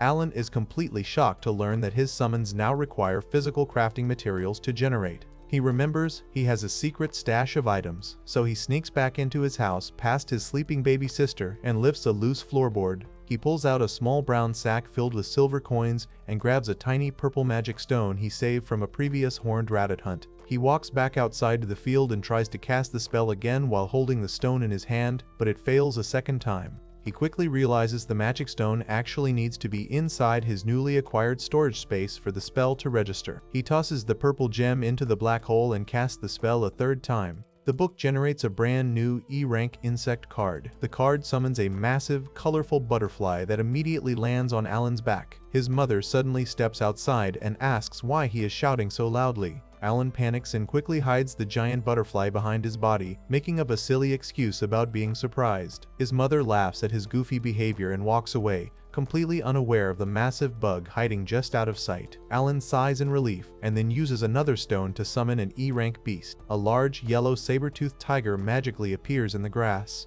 The beast affectionately licks Alan's face, nearly terrifying him. Alan checks the tiger's stats and sees it provides a +10 boost to all his attributes, which is double the power of his older F-rank summons. He decides to name the tiger Tama and sends it back into the book. He then tries to combine the butterfly and the tiger using his fusion skill to create a bird summon. The fusion process completely fails, and he realizes that generating higher tier summons will require a massive amount of magic stones. He goes back inside and asks Gerda if they can hunt more horned rabbits. Gerda explains that the village dug a deep ditch around the perimeter a few years ago, so the rabbits never come around anymore. Alan panics because he desperately needs a steady supply of magic stones to continue leveling up his skills. Later that day, Alan watches Krina effortlessly defeat a neighborhood boy named Dogora in a wooden sword fight. Alan approaches a smart kid named Pelmoas and asks him where he can easily find more magic stones. Pelmoas explains that magic stones are small gems located near a monster's heart and are primarily used to power magical tools in the royal capital. He notes that while high-rank stones are extremely valuable, the E-rank stones are considered absolute trash and can literally be found lying around on the dirt. Pelmoas reaches down and hands Alan a small purple flower and a stone he just found on the ground. Alan is thrilled by this information and realizes he can just scavenge the entire village for the discarded stones. He spends the next few days asking the villagers for their useless trash stones and eventually gathers enough material to create all 5 different types of E-rank summons. He walks out into a large open field surrounded by tall grass to fully test their combat abilities. He summons his E-rank bird, a large brown hawk named Hawkins, and sends it high into the sky to scout the surrounding area. Hawkins quickly spots a massive brown boar hiding in the tall grass. The boar suddenly charges out and violently knocks Alan to the ground, severely injuring his arm. Alan immediately summons his E-rank plant, a small green sprout with a single leaf on its head. The plant uses its magic to instantly heal Alan's wound, completely erasing the injury. Alan then calls out his giant butterfly and commands it to attack the beast. The butterfly flutters over the angry boar and drops magical particles on it, severely debuffing the monster's stats. With the boar weakened, Alan summons Tama the saber-toothed tiger. Tama leaps aggressively onto the boar and violently bites deep into its neck, killing the monster. Alan cheers loudly for his successful combo attack, but a second boar suddenly lunges at him from the nearby bushes. Alan reacts instantly and summons his E-rank stone, a massive gray monolith. The giant stone wall slams down and perfectly blocks the charging boar, crushing it instantly. Alan stands triumphantly in the middle of the field surrounded by all of his new summons. He finally understands the true purpose of his unique class. After 7 long years of testing and guessing, he realizes that each summon type is specifically designed to fill a crucial role in a traditional adventure party. The insects apply negative status effects to enemies. The beasts act as the primary offensive attackers. The birds gather valuable intelligence and scout ahead. The plants provide essential healing and support. The stones serve as an unbreakable defensive shield. By perfectly combining all these creatures, Alan can flawlessly execute every single combat role entirely by himself. He also realizes that the stored skill was given to him solely so he could carry the hundreds of magic stones required to maintain this massive, unstoppable army. He smiles confidently as he looks at his loyal creatures. He knows he possesses an unrivaled military force that can easily adapt to any situation and crush any enemy in his path. He realizes his unique summoner class makes him the most powerful being in the world, far surpassing even the Demon Lord himself. The village chief Deboji and Rodan approach Alan with a very important request. They explain that Baron Granville himself is going to visit their village next month. The Baron has expressed a strong interest in watching the serfs conduct their famous boar hunts in person. The chief wants Alan to act as the official tour guide for the Baron during his stay. He explains that his own son, Palomas, simply does not have the right personality or skills for such an important task. Alan immediately complains about the idea. He calls the Baron a clown for demanding 20 boars from their village and states that he has absolutely no interest in entertaining the noble. He notices the men are trying to bribe him with sweet momo fruits, but he firmly states that he is not cheap enough to be bought with snacks. However, Rodan knows exactly how to convince his son. He reminds Alan that the Baron possesses the ultimate authority to grant commoner status to anyone he chooses. Alan realizes that elevating his social status is his only real ticket out of the village. As a serf, he is legally bound to the land and would normally have to spend the next 10 years hunting boars and albaherons just to earn his freedom. Realizing this is a golden opportunity to fast-track his goals, Alan instantly changes his mind and eagerly agrees to be the Baron's guide. Soon after, the Baron arrives in the village in a fancy red and black carriage escorted by fully armored knights. He brings along his snobby daughter Cecil, his loyal butler Sebas, and his trusted knight Xenof. Chief Deboji welcomes them warmly, noting that it has been 15 years since the land reclamation decree established their village. Later that evening, the village hosts a grand dinner for the noble guests. The Baron apologizes for demanding 20 boars, explaining that he was actually forced into it because Viscount Carnell brought up their hunting success in front of the king. The Baron tastes the special albaheron meat prepared for the meal and is absolutely blown away by the delicious flavor. Alan steps forward in his formal suit and introduces himself as the guide for tomorrow's hunt. He explains that the meal was prepared using fresh albaheron breast, thigh, and liver mixed with herbs. When Xenof asks if Alan comes from a knight family, the chief admits that Alan is just a common serf. Cecil completely loses her temper and yells at everyone for allowing a filthy serf into the guest hall. The Baron strictly scolds his daughter and reminds her that serfs are valuable members of their territory. Xenof then questions the village's ability to hunt 20 boars, warning that if they fail, his knights will have to take over the dangerous task. Alan boldly interrupts the knight and claims that 20 boars is actually a paltry number. He promises that their performance tomorrow will completely convince the nobles of their skills. The next day, Alan leads the Baron, Cecil, and Xenof up to a tall wooden watchtower overlooking the dense forest. Alan points out the hunters gathering below and explains their equipment. He notes that the frontline hunters are wearing special armor crafted from the leftover pelts, bones, and fangs of the boars they killed last year. He thanks the Baron for granting them permission to use the materials. Suddenly, a lightly equipped baiter runs out of the forest with a massive red-eyed boar chasing right behind him. The baiter leads the monster straight into the sandy arena. The hunters immediately spring into action. 2 men hold up massive wooden shields made from the toughest part of the boar's back hide. They use the shields to perfectly box the charging beast in and completely halt its momentum. With the boar trapped, the armored frontline team pushes forward to keep the monster secured. Then the long spear team moves in from behind. Alan explains that the long spear team consists of the newest and least experienced hunters, and they are instructed to strictly target the boar's neck for a quick kill. The hunters flawlessly execute the plan and impale the beast, killing it instantly.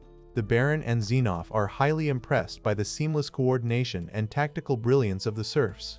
However, the celebration is cut short when two more baiters run screaming out of the trees. They are being chased by three massive boars all at once. Xenoph panics and immediately orders his knight to ready his weapon to assist the struggling villagers. Alan calmly tells the knights to stand down and watch. He assures them that the hunters are fully trained to handle this exact situation. Down in the arena, Gerda takes command and orders the men to split into two separate groups. The hunters use large tan cloths and heavy wooden barriers to systematically push the boars back and separate them. Alan takes this moment to explain the harsh reality of their village. He notes that for the past 10 years, the Serfs could never hunt efficiently because they lacked proper armor. Furthermore, 60% of all their hard-earned meat gets taken as taxes, and they have to trade the rest just to survive. By mastering this highly efficient hunting strategy, the villagers finally created enough leeway to slowly upgrade their spears and armor, which in turn increased their survival rate. The hunters successfully kill all the remaining boars without taking any casualties. After the hunt, Alan reports the final numbers to the Baron. He happily announces that they just killed 3 boars today, and they had already hunted 7 more before the Baron even arrived. With 10 boars already down, Alan confidently predicts they will finish the entire 20 boar quota by next month.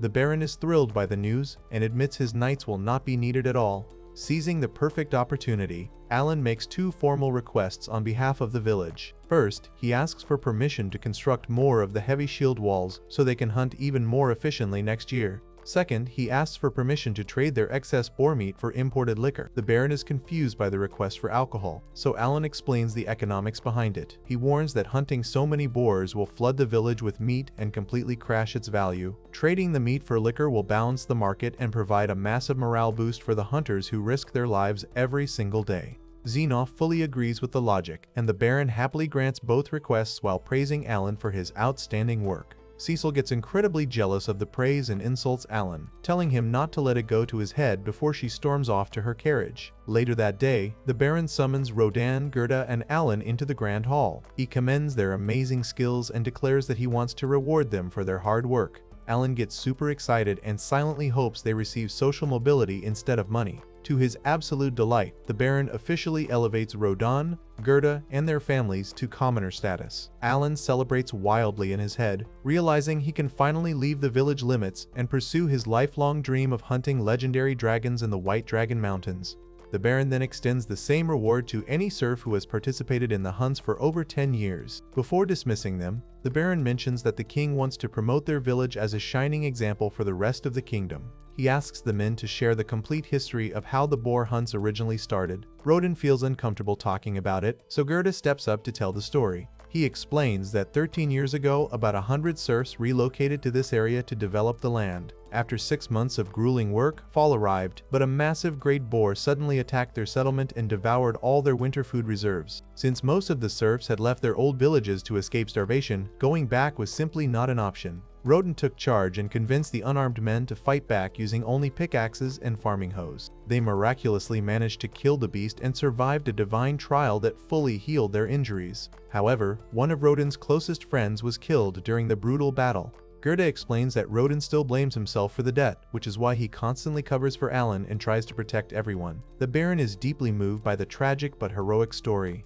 He tells Rodan that the village would never have survived without his brave leadership. Wanting to honor Rodan's past actions, the Baron offers him one final reward and tells him to ask for anything he desires. Alan silently begs his father to ask for more liquor or a simple bonus item. Instead, Rodan bows respectfully and asks the Baron to hire Alan to work at his noble estate. Rodan explains that Alan has a brilliant mind and would be a massive asset to the Baron's staff. Alan instantly panics. He realizes that becoming a servant for a noble will strip away all his newfound freedom and completely ruin his plans to hunt dragons. He desperately tries to think of a way out of the situation. The Baron considers the request and officially appoints Alan as the personal manservant to the Granville family. Cecil is absolutely disgusted by the decision and yells at her father, claiming the idea of living with a filthy serf makes her physically sick. Alan realizes he cannot simply refuse a direct order from a noble without causing huge problems for his family. He looks over and sees his father shedding proud tears, completely overjoyed that his son is getting a better life.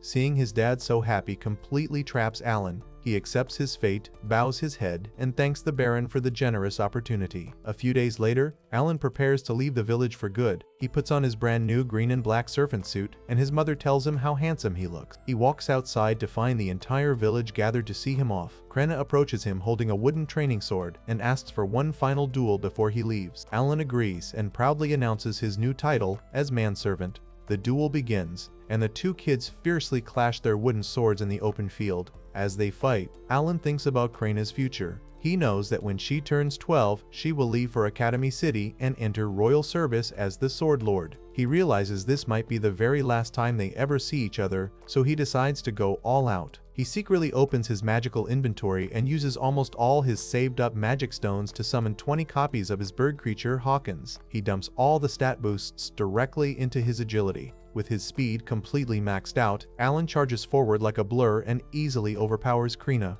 Krina stands completely shocked, unable to comprehend how she just lost. Wanting to see her smile one last time, Alan kindly claims the match was a draw and promises they will have a real rematch in the future. Krina cheers up instantly and shakes his hand. After the duel, Matilda tells Alan to stay safe while holding her baby daughter Miola. Alan tells Gerda's son, Mash, to step up and protect his family now that he is gone.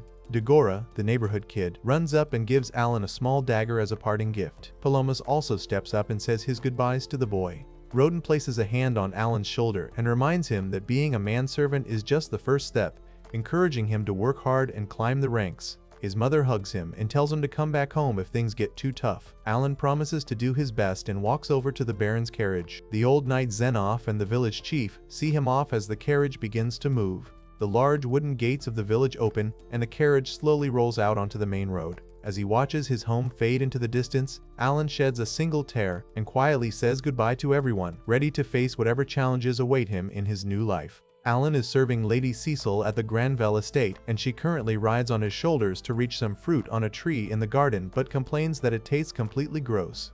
She tells him to buy her a popo fruit from the market instead to cleanse her palate. As he agrees, Alan looks up into the sky and is completely shocked to see a massive magic airship floating above the estate. He remembers hearing about tools powered by magic stones from the village chief's son, but never expected to see an actual flying ship. The next morning, Alan wakes up in a dusty storage room filled with cobwebs, but he is actually in a great mood because sleeping on the floor here is a huge upgrade from the crappy internet cafes he used to frequent in his past life. He checks his plant summons to gather some glowing green particles to boost himself before heading down to breakfast with the other servants. During the meal, he talks to the head servant Rickle and learns a shocking fact about the servant hierarchy. Rickle explains that lower-tier helpers like hallboys are only temporary workers, but formal servants like manservants are actually legally considered part of the noble family itself. Alan finally understands why his father cried tears of joy back in the village when the Baron gave him this job, realizing he is technically part of the family now. Later, Alan stands by as a maid serves a surprisingly simple meal to the Baron, his wife Cecil, and the youngest son Thomas.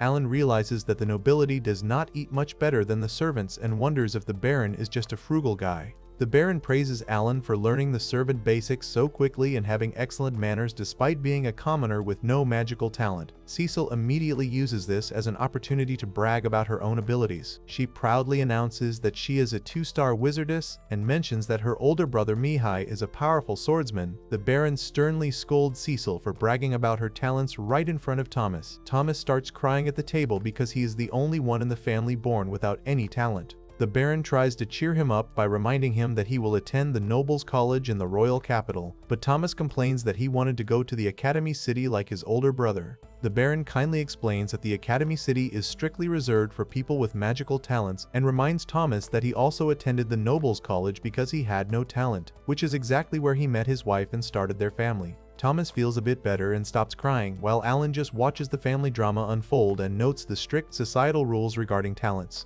Later that afternoon, Alan gets some time off and heads straight into the bustling town square. He is amazed by the cobblestone streets and the sheer number of people, noting that it feels like a completely different world compared to his small farming village. He eventually spots a large building decorated with banners and excitedly realizes it is the local Adventurers Guild. He walks inside and marches right up to the receptionist to ask if he can register as an adventurer. The receptionist politely turns him down and explains that he needs to be at least 12 years old to officially register. Alan is incredibly disappointed because he really wants to hunt monsters, but he refuses to give up on his dream. He walks over to the bounty board to gather some intelligence on the local monster populations instead. He notices posters for D-rank goblins, horned rabbits, and big toads, along with C-rank orcs and armored ants that offer a decent silver reward. A massive, scarred warrior with blue hair named Raven notices Alan looking at the board and tells him to leave because the guild is not a playground. Alan apologizes but quickly asks why the bounties do not list any specific spawning location. Raven reluctantly explains that lower rank monsters can be found almost anywhere, while the higher rank monsters live much further away from the town, specifically near the White Dragon Mountains. Alan notices a B-rank bounty for a monster called a Murder Garsh that offers 200 gold coins and asks why no one has hunted it yet. Raven tells him that the beast is way too fast and deadly, making it a job better suited for the kingdom's official knighthood.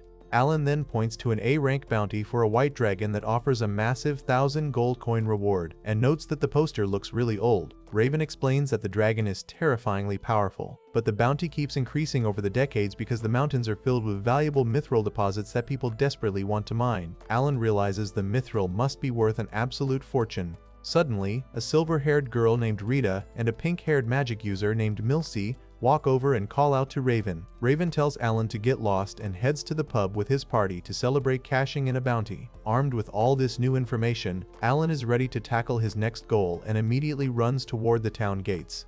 A guard stops him and asks for his travel permit, so Alan confidently presents his silver Granville family crest. The guard instantly panics, apologizes for disrespecting a member of the noble household, and orders the gates to be opened.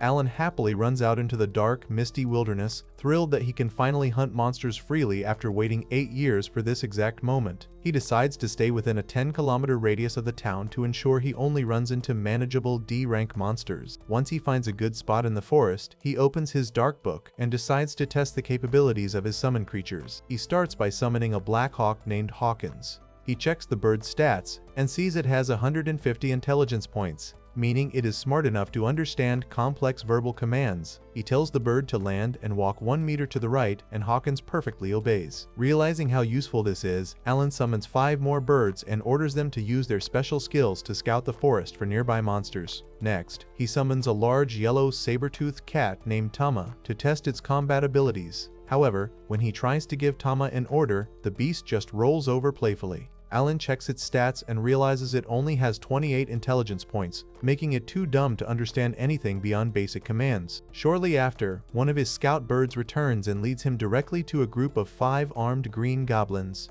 Alan quickly summons 10 saber-toothed cats and orders them to attack. The beasts easily overpower a few of the goblins, but one goblin manages to fight back and swing its sword. Alan decides to test another summon and calls out a giant colorful butterfly named Papillon. The butterfly flutters over the goblins and drops a thick cloud of glittering yellow powder on them. The debuff works perfectly, and the remaining goblins instantly fall asleep on the ground. Alan throws a rock at one of them, but it fails to kill the monster, so his saber-toothed cats finish the job and eat the remains. He checks his progress and sees that he earned 1,000 experience points for defeating 5 goblins. He calculates the efficiency and realizes that even though goblins give less experience than a great boar, they are much faster to kill, making them the perfect targets for grinding. However, he quickly notices a flaw in his strategy when he realizes the experience points he earns drop significantly if his summons land the killing blow. To maximize his gains, he orders his birds to find more large groups of goblins, uses the butterfly to put them to sleep, and then personally executes every single sleeping monster with a small dagger. He spends the entire night farming in the dark forest. By the end of his session, he has successfully killed 5 horned rabbits and 80 goblins, earning over 16,000 experience points and leveling up twice in a single night. He also gathers valuable data on his summons, noting that the butterfly's sleep powder has an 80% success rate against goblins. He realizes that lower rank magic stones cannot be used to create higher rank summons and vice versa, meaning he needs to keep a balanced inventory of different monster ranks to stay prepared. Completely satisfied with his progress, he orders his birds to guide him back to town. Unfortunately, the birds just sit on the tree branches and stare at him. Alan realizes with a sudden wave of panic that his bird summons cannot actually see in the dark, leaving him completely lost in the woods. He miraculously manages to find his way back home after a highly stressful trek. 1 month passes, and Alan continues his routine of working at the estate and hunting monsters on his days off. He visits a local weapon shop and pays 60 silver coins for 3 heavy iron balls, hoping to use them as stronger projectiles projectiles than the regular rocks he previously tried. He is currently at level 12 and feels great about using the classic gaming strategy of farming easy mobs to safely level up and acquire better gear. However, the moment he sneaks back into the dark mansion, the head butler Sebas intercepts him holding a candle. Sebas escorts Alan straight into the grand office to speak with the Baron.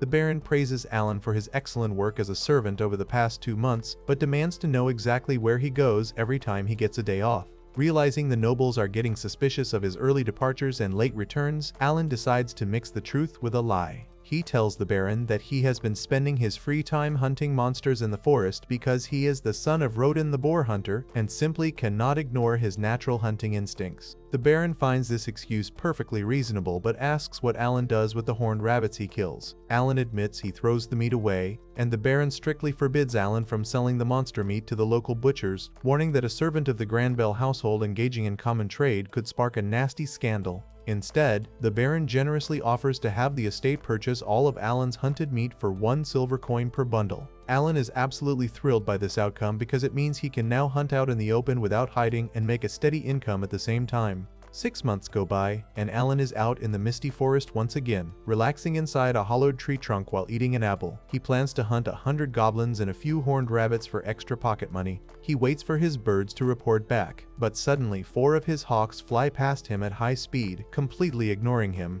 Alan realizes they are acting incredibly strange and sprinting far beyond the 3-kilometer radius he originally commanded them to search. He chases after his summons through the dense trees and eventually arrives at a dark clearing where a brutal battle is taking place. He spots the 3 adventurers he met at the guild months ago.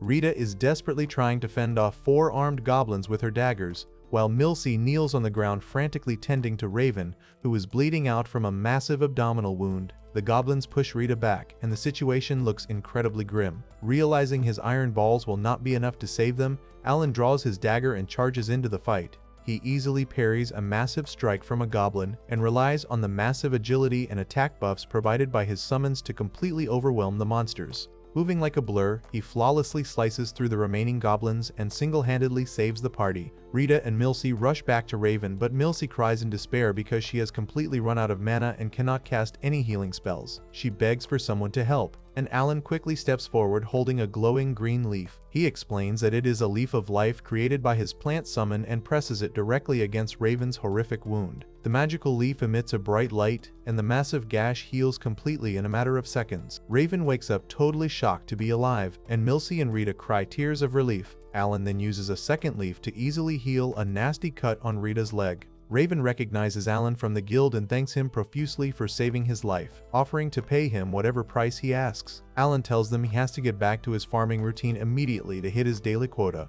but asks them to keep his identity and abilities an absolute secret. When Raven insists on rewarding him, Alan simply asks the party to collect 100 E-rank magic stones for him over the next week. The adventurers are confused by the surprisingly low asking price, but Alan happily explains that magic stones are incredibly valuable to a summoner like himself. They promise to have the stones ready, and Alan waves goodbye before disappearing back into the woods. As he walks away, he analyzes the combat data from the encounter. He remembers that it took his father an entire month to recover from a similar injury even with the help of a rare Müllersee flower. He deduces that the Müllersee flower must provide percentage-based healing, whereas his Leaf of Life provides a massive fixed amount of health points, making it vastly superior for critical injuries. He also checks his experience logs and notices he only gained 160 points for each goblin he killed near the adventurers, which is exactly 80% of his usual reward. He realizes that the system does not divide experience points evenly among party members, meaning he can safely fight alongside others without losing all of his progression.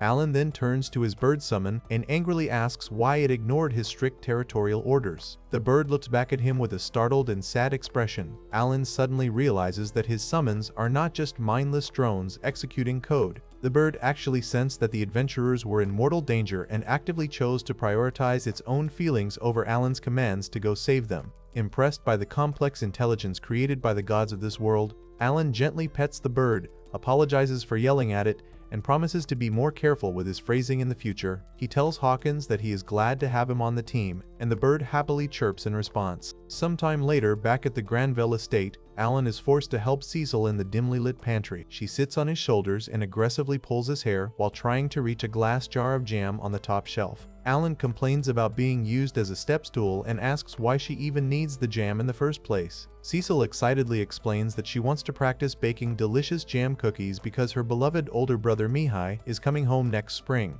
Alan is annoyed by her attitude and jokingly tells his bird summon to go dump her in a lake. While they bicker, they completely lose their balance and crash hard onto the wooden floor, sending jars tumbling down. The loud crash echoes throughout the entire mansion and wakes up the Baron in his bedroom. He groggily asks who is making all that noise in the middle of the night, so Alan quickly mimics a loud cat meow to avoid getting in trouble. The Baron assumes it is just a stray animal and peacefully goes back to sleep. Dinner begins at the Granville estate. Baron Granville, his wife, their daughter Cecil, their son Thomas, and Alan sit around the table.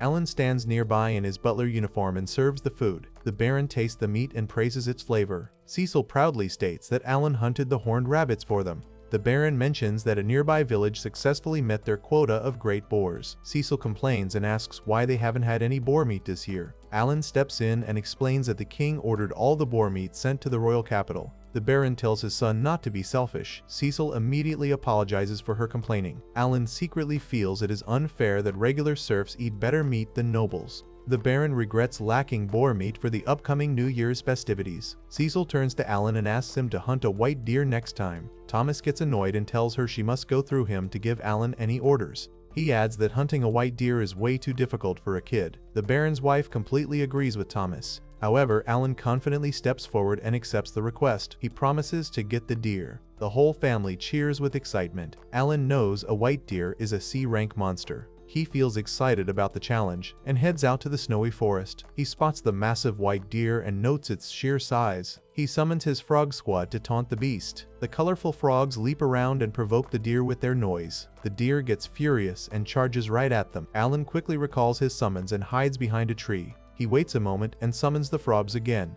They taunt the deer once more. The angry beast chases them through the deep snow. Alan perfectly abuses the game mechanics to his advantage. He continuously summons and recalls the frogs to lure the massive deer without fighting it directly. He manages to kite the beast all the way back to the town. He leads the deer right into the estate's courtyard. The estate guards panic at the sight of the giant monster. They surround the exhausted beast and point their spears at it. Alan casually rests next to the giant deer and complains about its massive weight. He presents the catch to Thomas. The family is completely amazed by the incredible feast they will have. Alan thanks his servant for the help, but secretly complains that the monster is not worth the low experience points. He vows never to hunt one again. Meanwhile, the Baron and his head butler Sebas watch the scene from afar.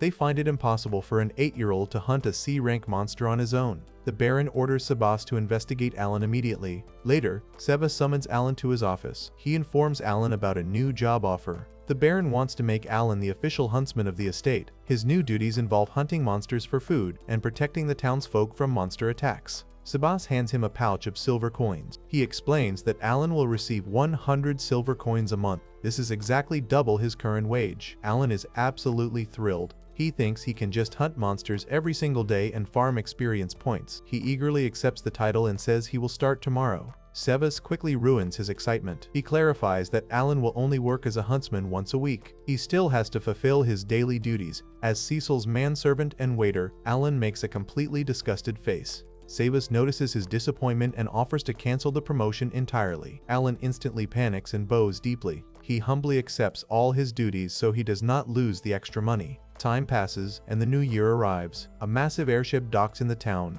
Alan watches it with Cecil and marvels at the magic technology. Cecil is super excited because her older brother Mihi is returning from Academy City. She tells Alan to keep her homemade cookies a secret so she can surprise him. Mihi steps off the ship and hugs Cecil. He apologizes for missing his summer visit. Mihi notices Alan and praises him for doing double duty at such a young age. Alan politely credits Cecil's kindness for his success. Mihi gives Cecil a green butterfly souvenir from the capital. She is overjoyed and promises to treasure it forever. They all head back to the estate. Alan looks up at the sky and hopes his own family is doing well back in the village. A few days later, Alan finishes his daily hunting quota. He easily defeats a giant multicolored rooster monster. He returns to the estate carrying the massive bird and a huge toad on his shoulders. The head chef is extremely impressed by the haul. A servant tells Alan that Mihi is currently sparring with the Knight Commander Zenoff in the garden. Alan walks over to watch the duel. He sees Mihi holding his own against the older knight. Zenoff eventually ends the match and praises Mihi for his sharp skills. Mihi thanks him but asks not to be called a young lad anymore. Mihi then notices Alan carrying the giant monsters. He challenges Alan to a friendly spar.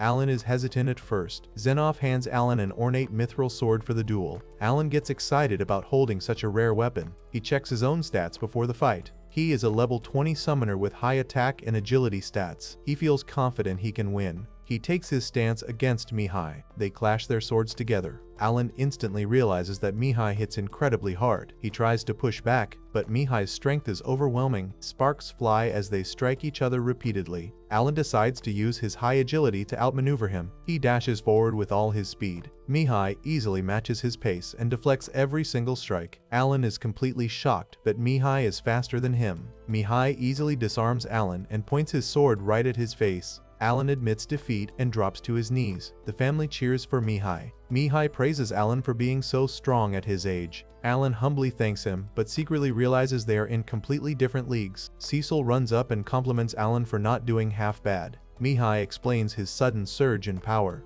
He reveals that he spent his entire summer clearing a monster dungeon. Alan is amazed that clearing a dungeon counts as summer homework. Mihi explains that he trained with a famous sword lord at the academy. Alan realizes that people with actual talents can grow incredibly fast if they train properly. He notes that Mihi progresses 100 times faster than him on normal mode.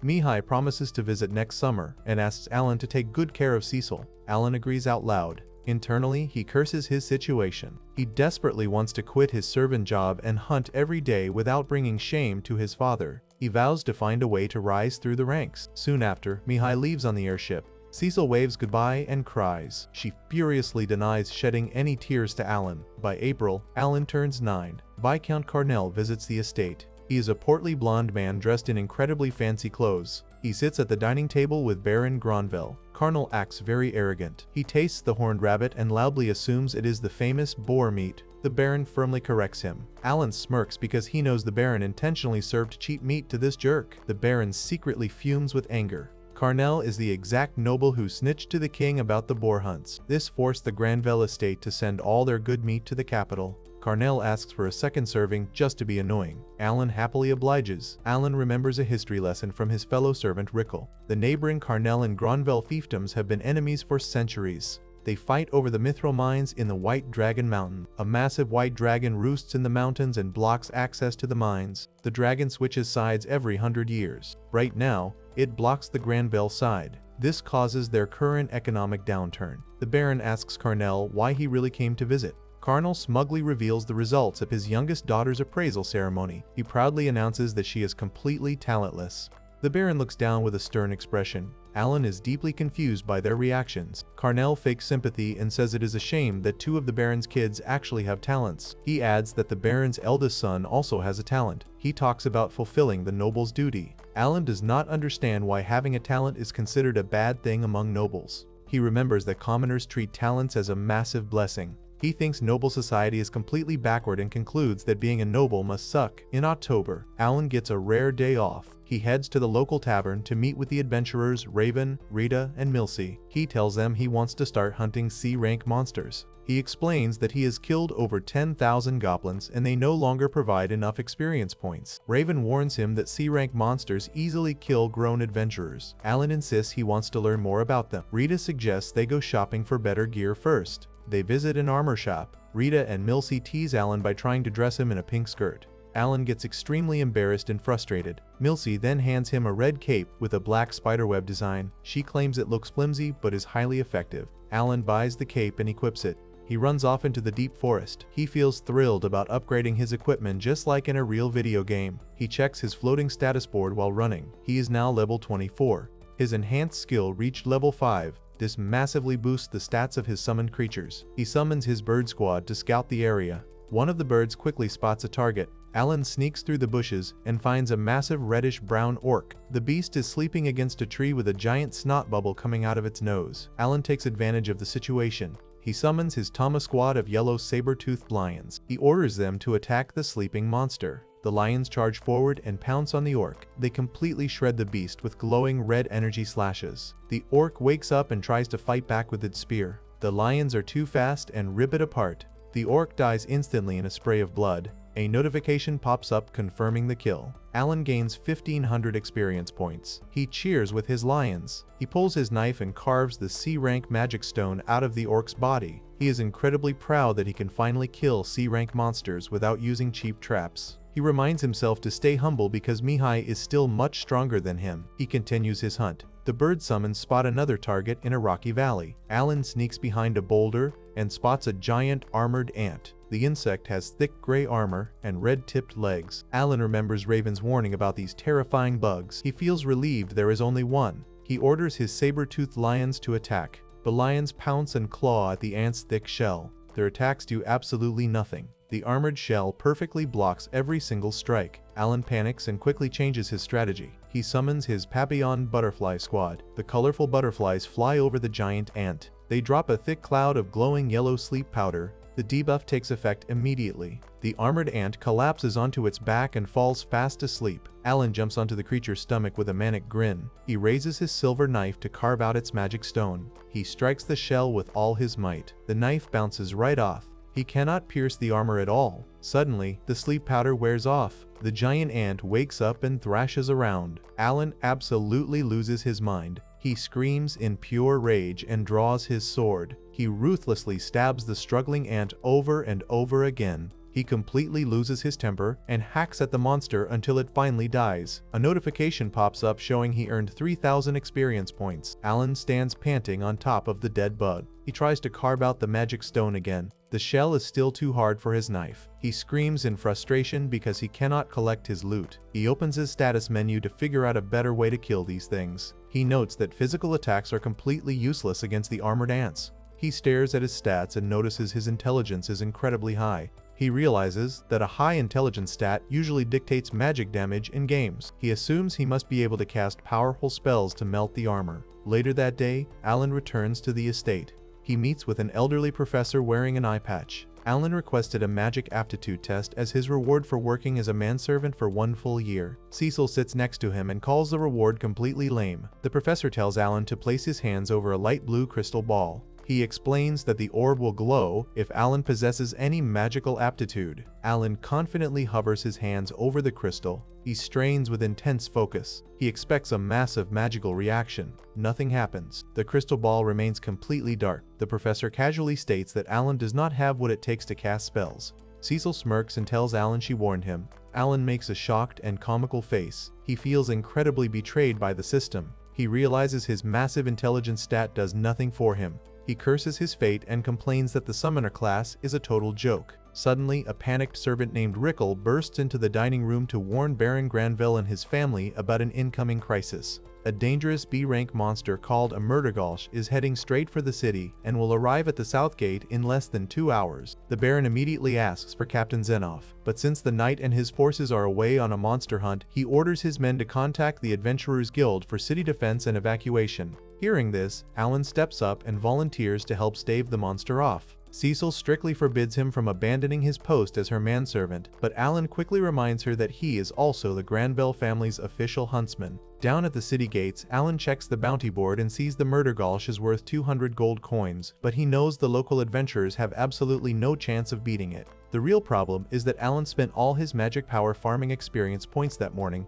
leaving him with 0 mana. As the panicked citizens and merchant wagons rush inside the castle courtyard, the guards frantically try to close the massive stone gates. Right at that moment, the giant blue-furred Murdergolsh arrives and starts eating a small animal right in front of them. The guards hesitate to close the gates because a terrified mother and her daughter are still stuck outside hiding under a wooden structure. Seeing no other option, Alan pulls out a black magic ball and hurls it directly into the beast's bleeding eye socket to grab its attention. He fiercely taunts the giant ape, calling it an ugly mutt to lure it away from the city and towards the White Dragon Mountains. He immediately takes off running down the snow-dusted cobblestone path with the massive monster hot on his heels. Alan intentionally makes himself bait, sprinting into the deep woods to draw the monster as far away as possible. The beast easily catches up and smashes its massive fist into the ground, sending rocks flying and knocking Alan into the dirt. Towering over him with a bloody grin, the monster just laughs, clearly playing with its prey. Alan desperately checks his status and is relieved to see his magic power has finally recovered to full capacity. He immediately summons a swarm of mechanical butterflies called papillons to hit the beast with sleep debuffs. He pours all his summon buffs into agility and endurance, commanding the butterflies to put the monster to sleep. The insects release glowing blue sparkles all over the beast's face, but the dust has absolutely no effect. Alan realizes the beast either has high status resistance or his current level is just too low to affect a B-rank monster.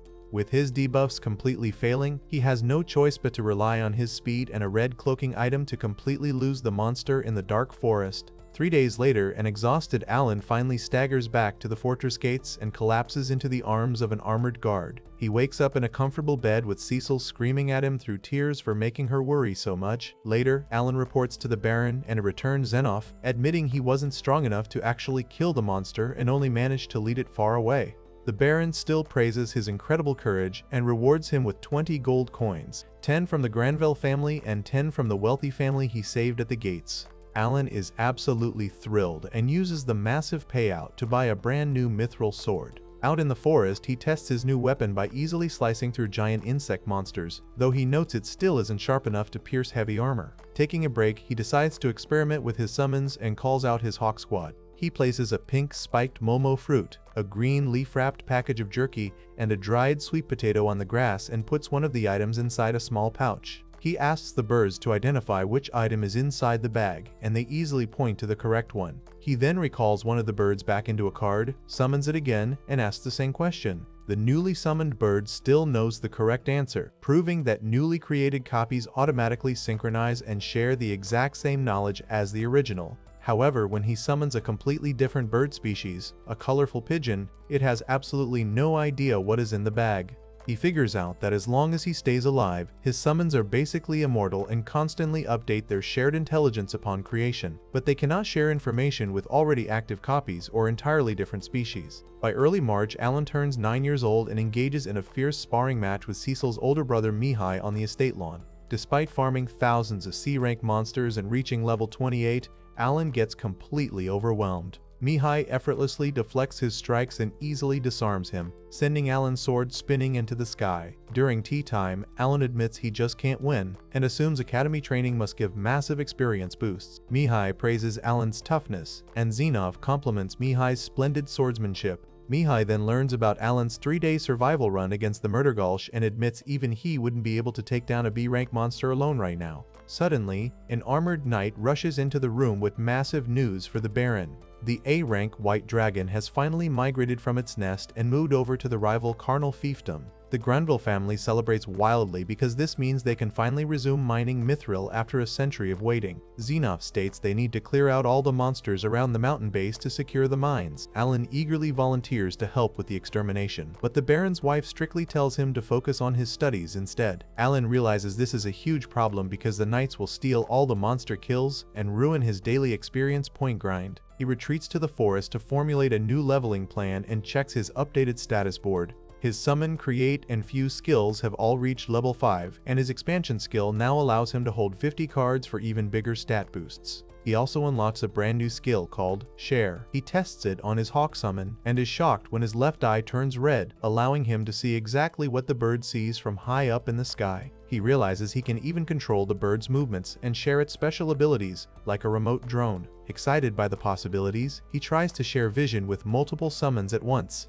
He successfully links with 5 creatures, but when he tries to add a 6th, he suffers a massive headache and has to cancel the skill. He deduces that the share limit doesn't level up traditionally and must be tied directly to his intelligence stat. To fix this, he creates his newly unlocked D-rank bird summons which grant massive intelligence buffs. With his intelligence boosted over 1200, he effortlessly shares his vision with 6 creatures at once. He proceeds to unlock the rest of his D-rank summons, which include a giant bear, a spider, an owl, a small plant, an armored fish, and a golden knight. Since all the D ranks start with over 100 intelligence, they easily understand his complex commands. Alan decides to test a completely remote hunting strategy but quickly realizes he has 0 mana left. He orders his new plant summon to use its special ability, which instantly restores 1,000 magic points. With his mana full, he sends his team after a group of monsters. He uses the armored fish to cast a spray ability that drastically buffs his team's evasion rate.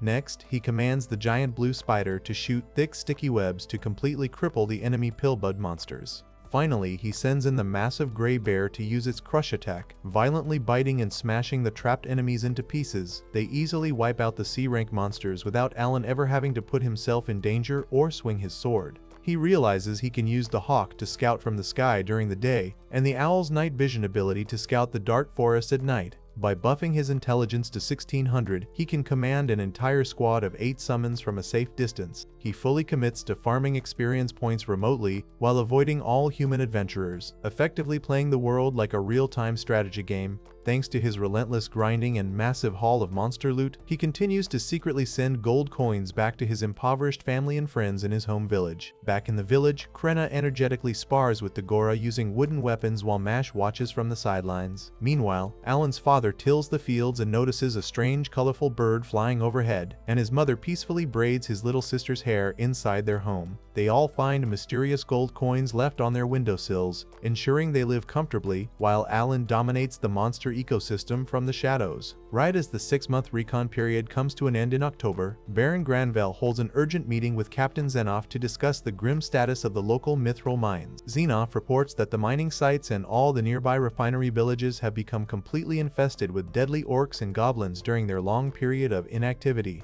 The Baron desperately wants to get the closest mine running again immediately to help the local economy, but Xenoff warns him that fully clearing out the monster nests will take at least 3 years of non-stop combat. This severely frustrates the Baron because the territory needs the mithril revenue, but Xenoff quickly reminds him about the reckless and fatal actions of Viscount Carnell. The Viscount recently tried to force his own mining operations and ended up angering the territorial White Dragon, completely resulting in his entire workforce getting instantly incinerated into ash. Hearing this harsh reality, the Baron agrees that they need to proceed with extreme caution and lets the knights slowly exterminate the monster threat on their own schedule. Standing nearby as the family's official manservant, Alan listens to the entire strategic plan and realizes he only has 2 years left before he turns 12 and leaves the noble estate to become a full-time adventurer. He decides to spend that remaining time wiping out the monsters himself so the knights do not steal all the precious experience points he needs to level up. Alan heads straight into the dense forest to test his strength and unleashes his bear summons to attack a massive goblin encampment.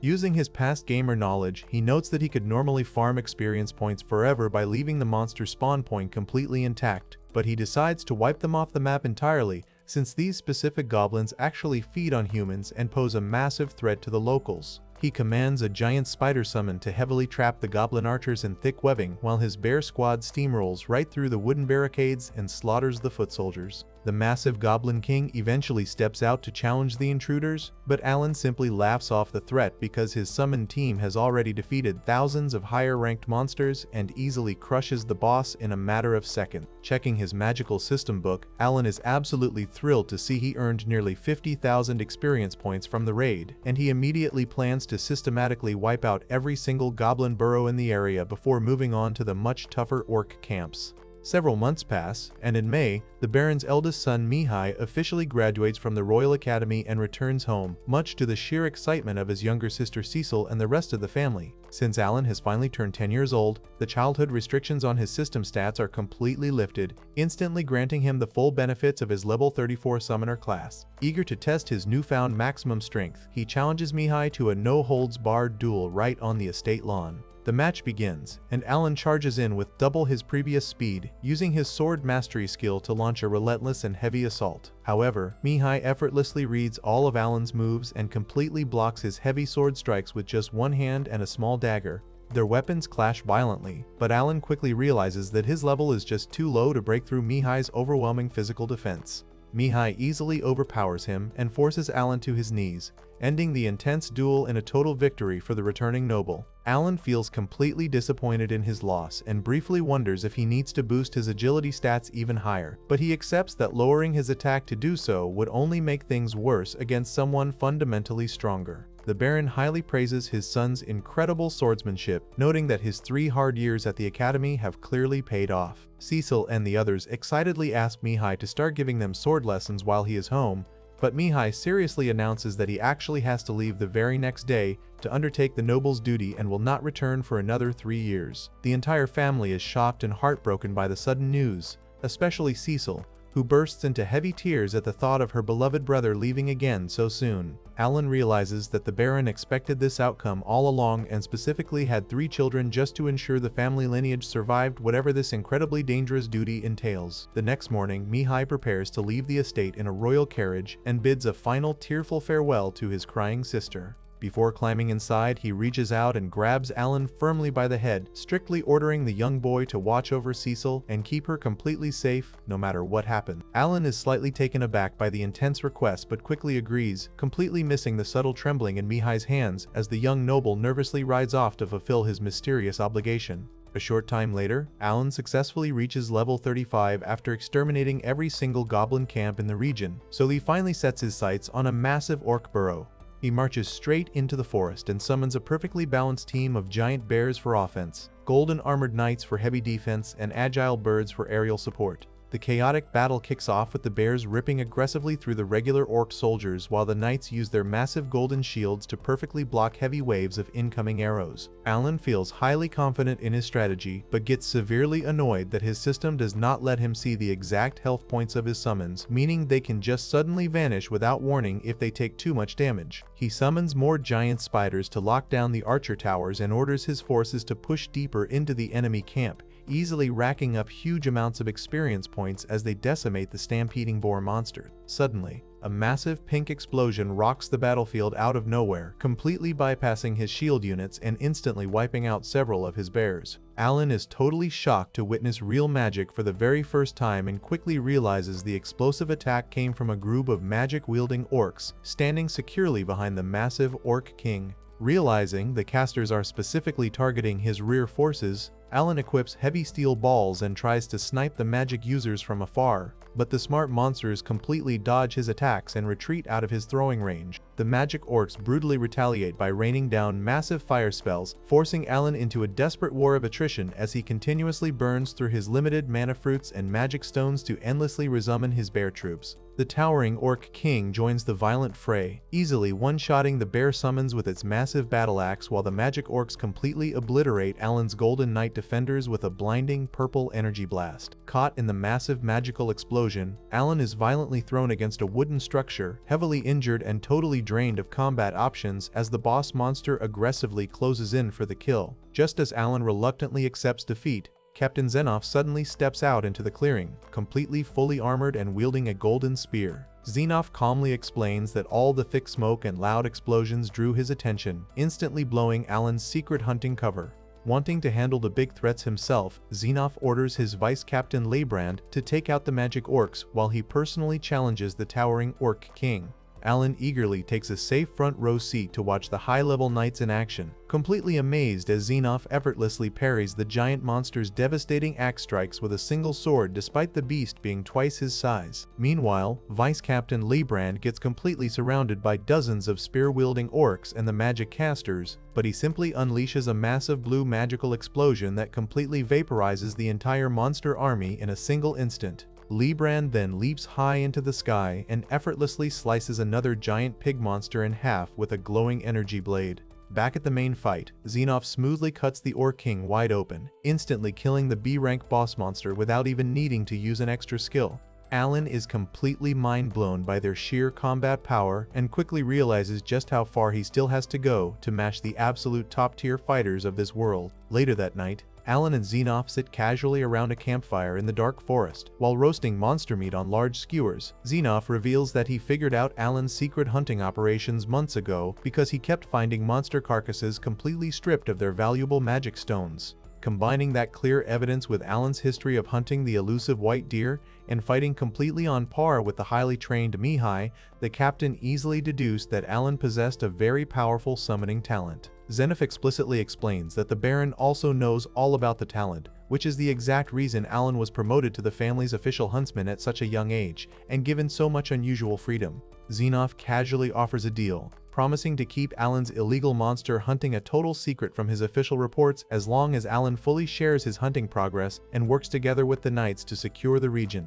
Alan quickly agrees to the terms, wanting to keep his system powers completely hidden from the public while still safely farming experience points for his future. He also notices Xenop's back is completely covered in horrific battle scars that never healed even after leveling up, making him realize just how brutal and permanent real combat is in this dangerous world. 2 weeks later, Alan successfully executes a flawless new strategy to entirely wipe out another orc village. Instead of fighting fair, he overwhelms the camp from all sides simultaneously with 40 bear summons to break their formations and specifically targets the magic orcs first to permanently stop the explosive spells. He easily kills another orc king without taking any damage and earns over 300,000 experience points, completely perfecting his remote farming grind to a science. Life safely returns to normal until September, when a royal messenger completely unexpectedly arrives at the Granville estate. The messenger formally meets with the Baron and hands over Mihi's personal barracks diary, bluntly delivering the devastating news that Mihi was killed in action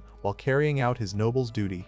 The Baron erupts in absolute fury, screaming at the officials for ruthlessly treating his freshly graduated son like disposable cannon fodder just because they are lower-ranking nobles. The messengers completely ignore his anger and simply walk out of the estate, leaving the entire family utterly heartbroken and devastated. Cecil violently collapses onto the table in heavy tears while Alan stands nearby in complete shock. He suddenly remembers Mihi's trembling hands and final emotional words, realizing that Mihi fully knew he was being sent on a guaranteed suicide mission from the very start. The Baron strictly orders everyone except his immediate family to leave the room so they can discuss the tragedy in private. Cecil demands to know why only she was kept in the dark about the severe danger, but the Baron simply states that sacrificing their lives is the harsh and unavoidable reality of their noble status. Cecil completely refuses to accept that they are only born to be slaughtered for the kingdom and angrily storms out of the room in protest. The servants quickly realize she has locked herself away, and Alan overhears the others deeply whispering about how the Baron's parents and older brother also died at very young ages because of the exact same brutal duty. Moments later, massive panic suddenly erupts through the mansion when a frantic maid discovers that Cecil has climbed out of her bedroom window and completely vanished from the estate grounds.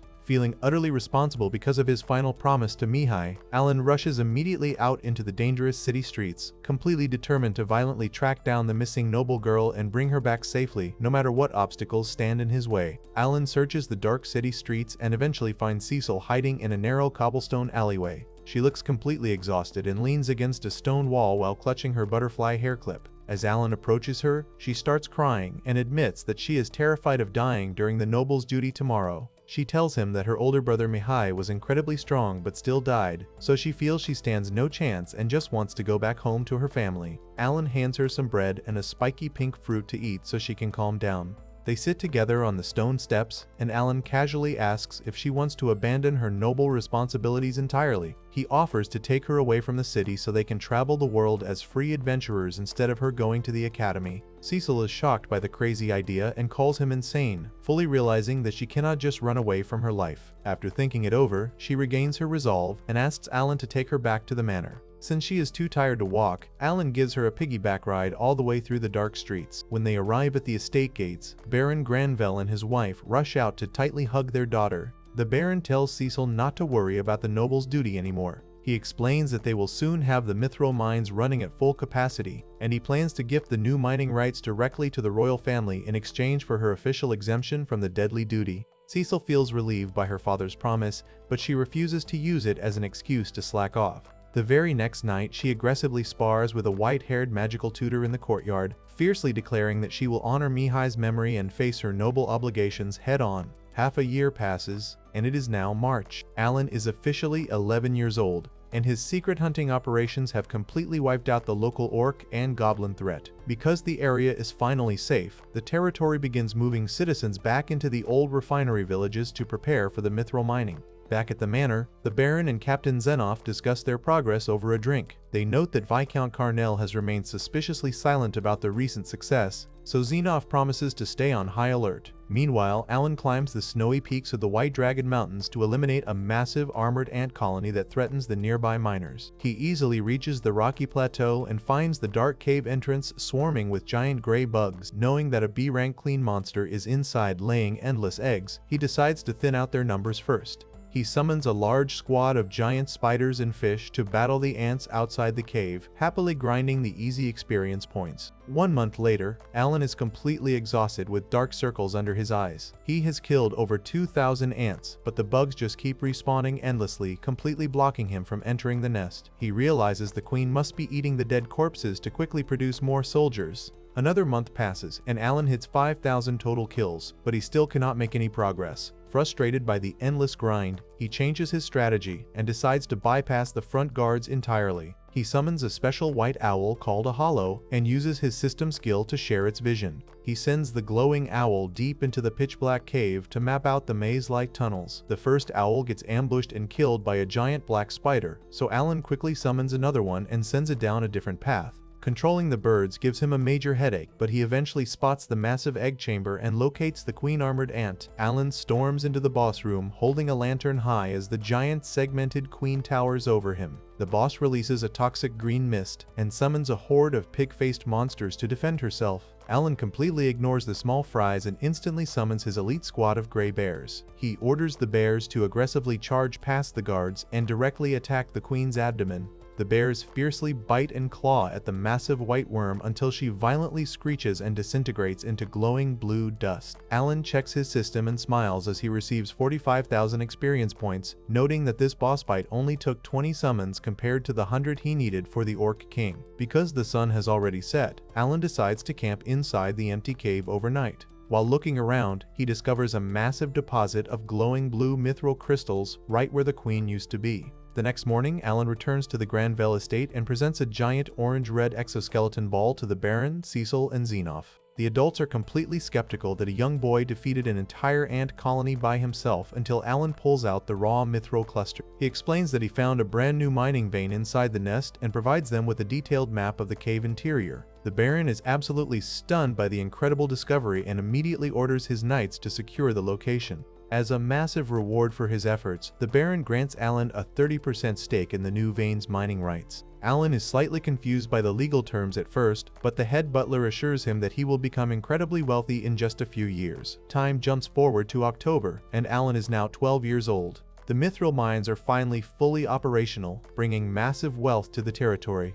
Alan casually washes plates in the manor's kitchen alongside the other servants, but he feels incredibly bored with his comfortable life. Since he no longer has to worry about money or local monsters, he complains to himself that the world's garbage balancing is ruining his hardcore gaming experience, and he desperately craves a real challenge. Suddenly, the kitchen staff panics when a royal messenger arrives at the estate completely unannounced. To make matters worse, Viscount Carnell is traveling right alongside him. Alan and the servants secretly watch from the doorway as Carnell and the pale messenger present a royal scroll to the Baron.